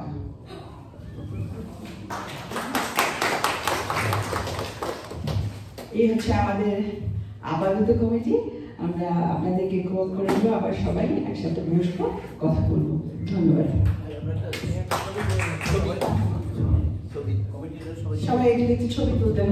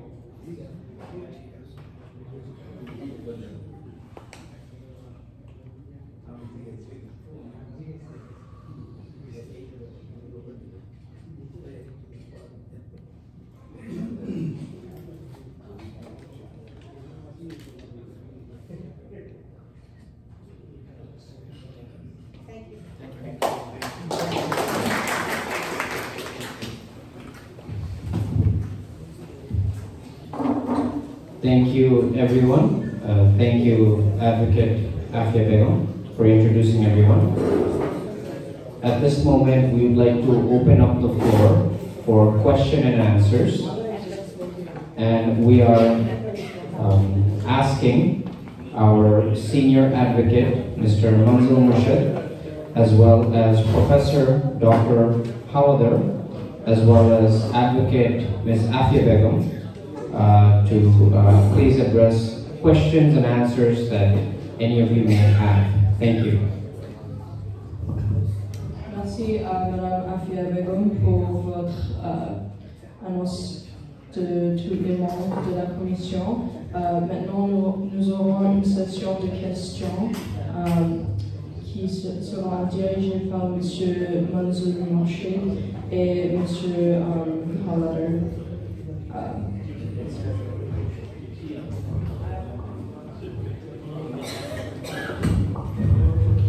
আপনারা যদি কোনো আপনাদের কোশ্চেন থাকে আমাদের মাননীয় অ্যাডভোকেট মঞ্জিল মুর্শিদ এবং উনি উত্তর দেবেন। আর যদি সাংগঠনিক বা অন্য কোনো থাকে অ্যাডভোকেট আফিয়াকে বলতে পারেন, আমাকেও বলতে পারেন। আমরা কিভাবে সামনে কাজ চালিয়ে যাব, কাজ আগিয়ে নিয়ে যাব। এবং আমি মনে করি যে আমাদের যে কয়েকজন উপস্থিত, আমি অত্যন্ত সন্তুষ্ট, কারণ আপনারা তো লিডার হবেন, আপনারা সবাই লিডার, আপনারা মানুষকে বলবেন। আমাদের উদ্দেশ্য এই, আমরা মনে করি যে আজকে হয়তো কেউ কেউ হতাশা হবেন, আমি হতাশা নই, আমি আশাবাদী। আমরা আফিয়া এবং আমি সবসময় বাংলাদেশে যাতায়াত করি, এই রিসেন্টলি 1 মাস থেকে আসছি এবং আমি অনেক কর্মকাণ্ড করেছি, কর্মকাণ্ড করতেছি, বাংলাদেশে যাচ্ছি এবং আমি অনেকেই অনেকভাবে আমাকে নিরুৎসাহিত করছে, কিন্তু আমি কখনো নিরুৎসাহী হই নাই। এবং আমি মনে করি যে মঞ্জিল মুর্শিদ ভাই যে উদ্যোগটা নিয়েছেন এবং এই উদ্যোগকে ত্বরান্বিত করতে আমার জন্য এটা অত্যন্ত সহজ এবং আমি ওনার উপদেশে আমি সহজভাবে কাজটা এগিয়ে নিয়ে যেতে পারবো। এবং আমি মনে করি Canada will be the strongest branch in the world এবং আমি বিশ্বাস করি যে এইখানে যে কয়জন সবাই অত্যন্ত জ্ঞানী, সবাই অত্যন্ত শিক্ষিত, আমি একজনকেও দেখি না যে এই কয়জন সবাই লিডার। আপনারা আমাদের সাহায্য করবেন, আমি কথা দিলাম আপনাদের সাথে যোগাযোগ করে আমি কাজ করব, আপনাদের উপদেশ মতো কাজ করব এবং সেইভাবে অনলাইনে এবং বিভিন্নভাবে আমি যোগাযোগ করব। সুতরাং আমি মনে করি যে আপনারা যদি কোশ্চেন থাকে, টাইমের কোনো সমস্যা নেই, টাইম আমাদের বলা আছে, যদি টাইম বেশি হয় তাহলে আমরা পে করতে হবে, ডোন্ট ওয়ারি ফর দ্যাট, ওইটা নিয়ে চিন্তা করবেন না। আমি মনে করি এখানে যথেষ্ট জ্ঞানী গুণী আছে এবং মোর্শেদ ভাই এবং আমি আফিয়া আপনাদের সহযোগিতায় কিভাবে কাজ এগিয়ে নিয়ে যেতে পারবো। এবং আমি মনে করি যে প্রত্যেকটা মানুষের সমস্যা আছে, আমি যে কতটা কষ্ট করে ওখানে সার্ভাইভ করতেছি। আমি একটা প্রতিষ্ঠান করছি, 14 সাল থেকে শুরু করেছি, আমি কোনোদিন পিছপা হই নাই এবং আমি মনে করি যে এত স্ট্রাগল করিয়াও আমি আগাই গেছি। আপনার চিন্তা করতে পারবেন না যে কতটা সমস্যা। এবং আমি মনে করি প্রত্যেকটা মানুষের এই একই সমস্যা আছে এখানে, প্রত্যেকটা মানুষের। এবং আমরা যারা লিডার, আপনারা যারা লিডার, তারা দেখবেন যে আপনারা এই যে ফর্মগুলা করেন, দেখেন, নিজেরা দেখেন, আবার আমরা বসবো খুব সহজেই। ধন্যবাদ। আপনারা কোশ্চেন করতে পারেন, দাঁড়াবেন, কোশ্চেন করবেন, আর কোশ্চেন না থাকলে আমরা শেষ করে দেব।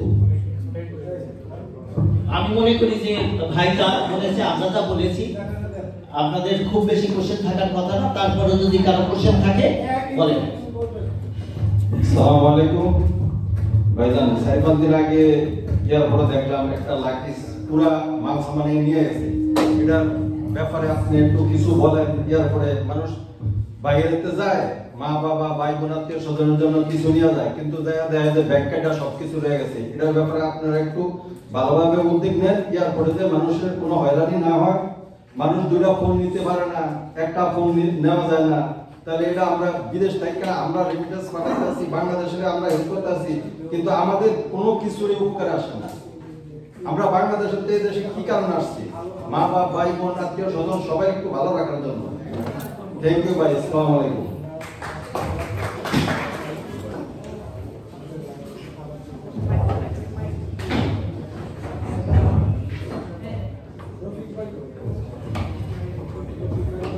হ্যাঁ, এটা আগে বড় সমস্যা ছিল, এখন কিন্তু অনেক মাইনর এবং রেয়ার ঘটে। তারপরে যেটা ঘটেছে এটা আপনি দেখবেন, এর আগে ঘটেছে যখন, এটা কিন্তু এখন যেহেতু সিসি ক্যামেরা আছে, একটু কমপ্লেন করলে কিন্তু যথাযথ ব্যবস্থা নেওয়া হয়, সুযোগ সৃষ্টি হয়েছে এখন। যেটা এমন না যে কিছু করলে এটাকে আইনগত প্রতিকারে আনা যাবে না। তো যা করেছে সেটা আপনার রেয়ারলি ঘরে এখন, এবং সেটার ব্যাপারে আপনার প্রতিকার পাবেন যদি কমপ্লেন করেন। আর এমনিতে তো আমাদের ক্যাম্পেইন আছেই যাতে এয়ারপোর্টের অবস্থা উন্নতি করে, এটা মিডিয়াও ইয়ে করে এবং সরকারের পক্ষ থেকে সে ব্যবস্থা আছে। Any other questions?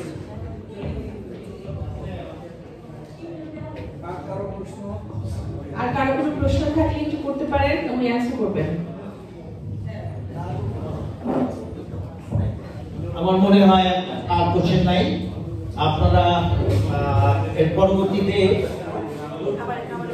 আপনারা খেয়ে যাবেন, খাবারের ব্যবস্থা আছে। আর আমাদের মোটামুটি আছে। এখন আমাদের এখানে একজন মুক্তিযোদ্ধা আছে, ওনার একটা বই আছে, সেটা উদ্বোধন করবেন professor doctor Saidul Haque. Can you come professor doctor Saidul Haque? আর আমাদের চিফ গেস্ট মঞ্জিল মোর্শেদ, উনি এবং দুইজনেই এই বইটি উদ্বোধন করবেন। যেহেতু আমাদের এই ব্যানারের আয়তায় পড়ে না, সুতরাং উনি এই ব্যানারের ছাড়া এই জায়গা বসে করবেন।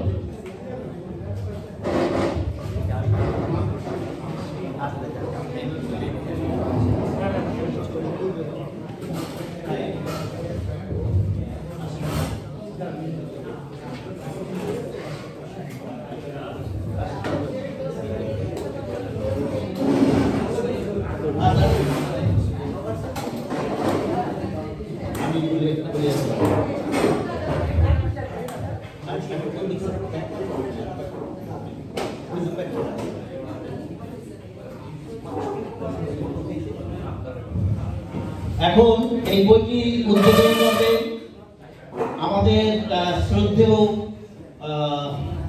অ্যাডভোকেট মঞ্জিল মোর্শেদ এবং শ্রদ্ধেয় ডক্টর প্রফেসর সাইদুল হক চৌধুরী। উনি প্রাক্তন vice chancellor Noakhali science and technology university. এখন মোড়ক উদ্বোধন করবেন doctor Saidul Haque Chowdhury and advocate Manzil Morshed.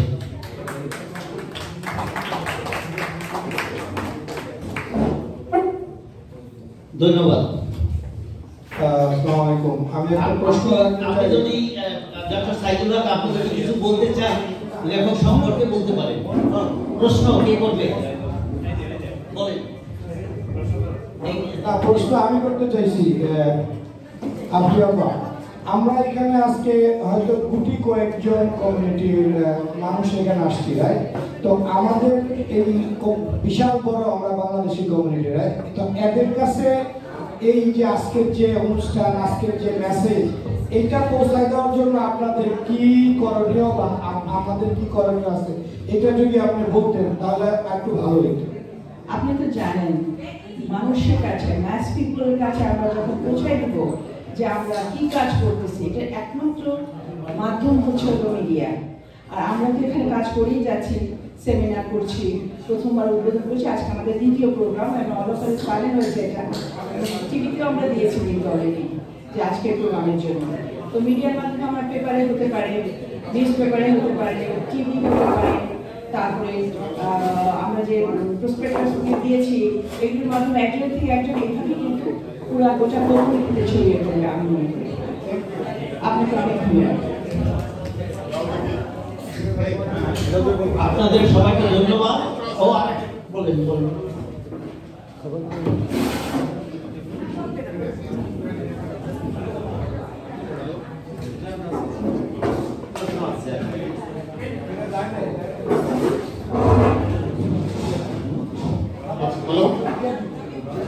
আমার একটা প্রশ্ন হচ্ছে বাংলাদেশে একটা সমস্যা সেটা যিনি ভুক্তভোগী উনিও বাংলাদেশে, যিনি ডিস্টার্ব করতেছে উনিও বাংলাদেশে, এক মহিলা।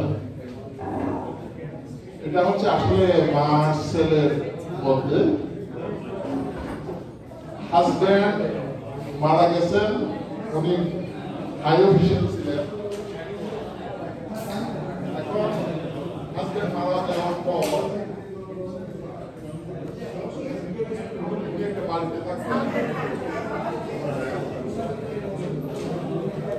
অফ হয়ে গেছে।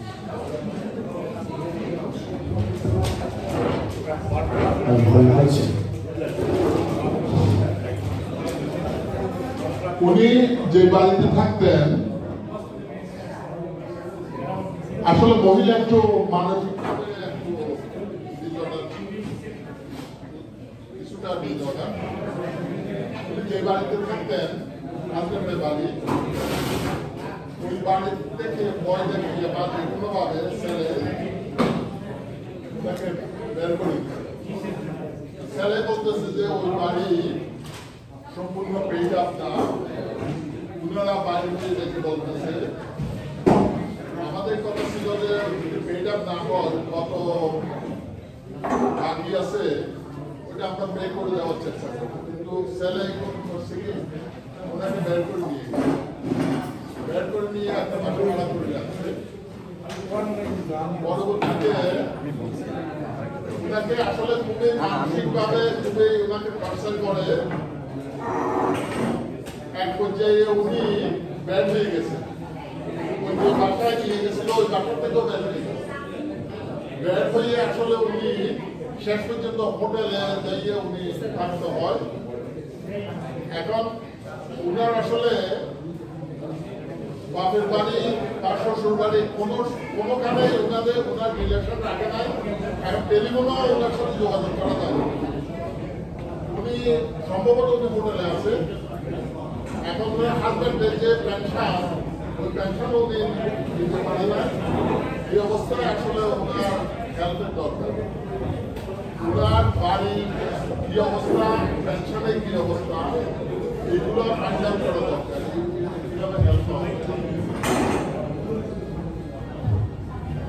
না, পেনশন তো যিনি রিটায়ার করেছেন, মানে যিনি চাকরি করতেন তার বংশধর যদি হয় বা তিনি যদি হন, তাহলে পেনশনের জন্য তো বিধান আছে। স্পাউস তো যখন ওনার হাজবেন্ড যখন চাকরি থেকে গিয়েছেন তখন সেখানে আবেদন করতে হয়, টাইম টেবিল আছে। টাইম টেবিলের মধ্যে আবেদন না করলে তো পেনশন পাওয়া যাবে। আচ্ছা, উনি যদি মেন্টালি ওনার ছেলে পেলে আছে কিনা, আচ্ছা না, ওনার যদি মেন্টালি আপসেট হয় তাহলে ছেলে আবেদন করতে হবে। ছেলে তো প্রবলেম করতেছে, এটা তো মা ছেলের মধ্যে ছেলে প্রবলেম হচ্ছে ছেলে না। ছেলে যদি এখন ওইখানে আবেদন কি কেউ করেছে পেনশনের জন্য? কেউ করার মতো কেউ নাই।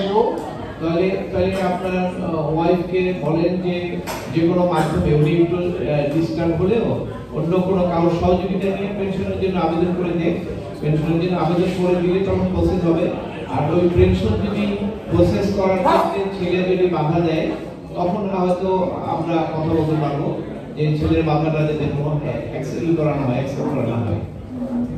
এবং আরো ওনার একটা পাওনা ছিল, উনি একটা প্রাইভেট কোম্পানিতে জব অবস্থায় মারা গেছেন।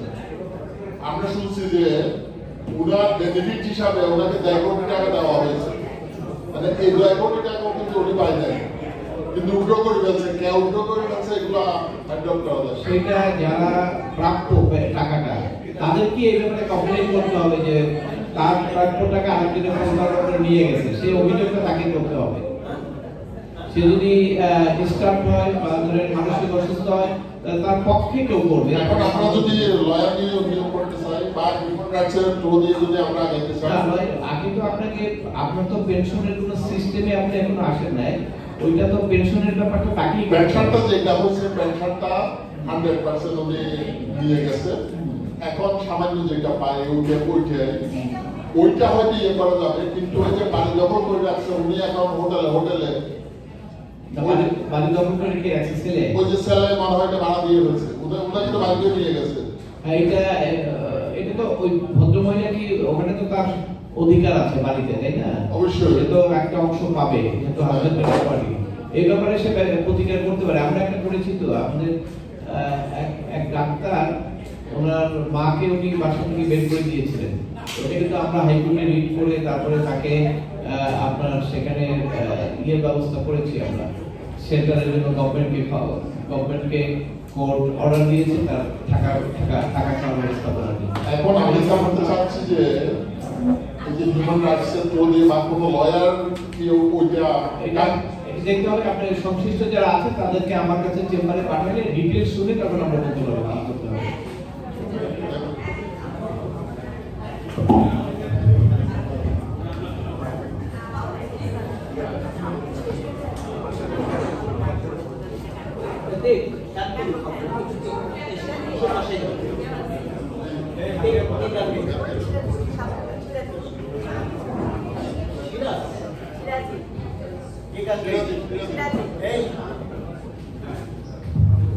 আসো শুরু করে দাও। কি দিক কোনো হারমোনিয়াম লাগবে? তাহলে শুরু করে এখান থেকে ওকে গান গাও।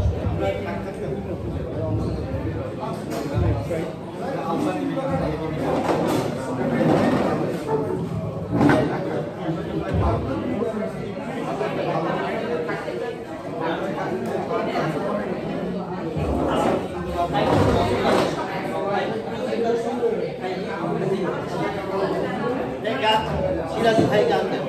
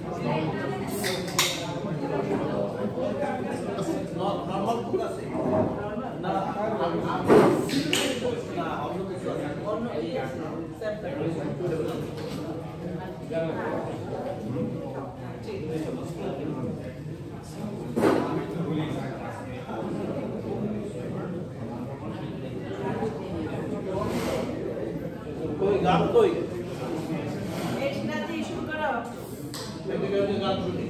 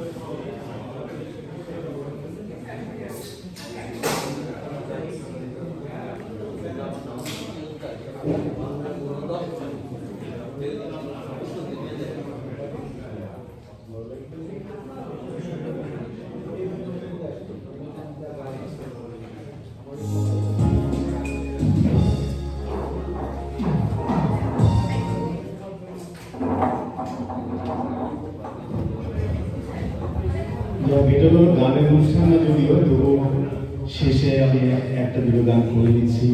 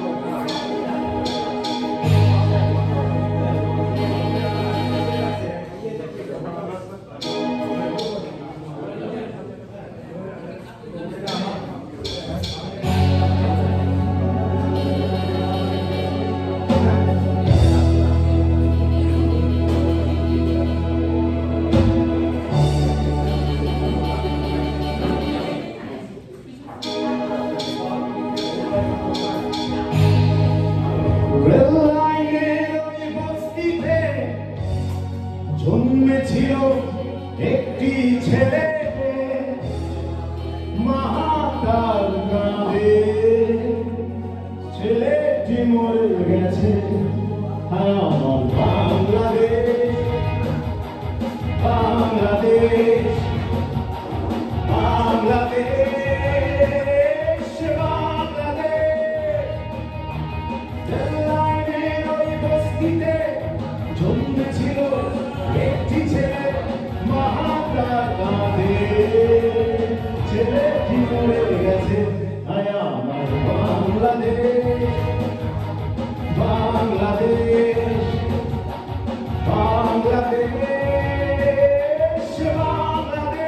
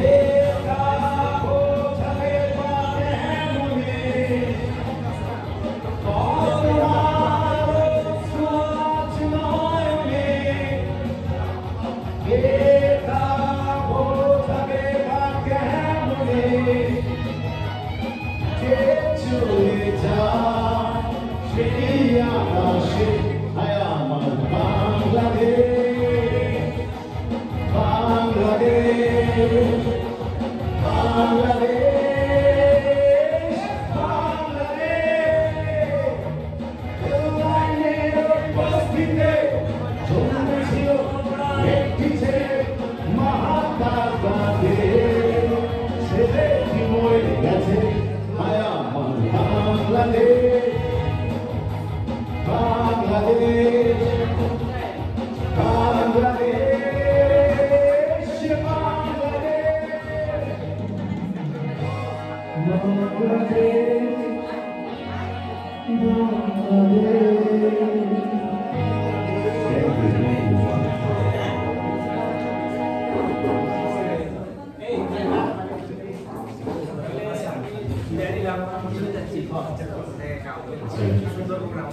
রাজ্জাক ভালো উনি একটা গান গাইতে চাচ্ছেন, আমরা ওনার গান শুনি। মাঝি ভাইয়া যাও রে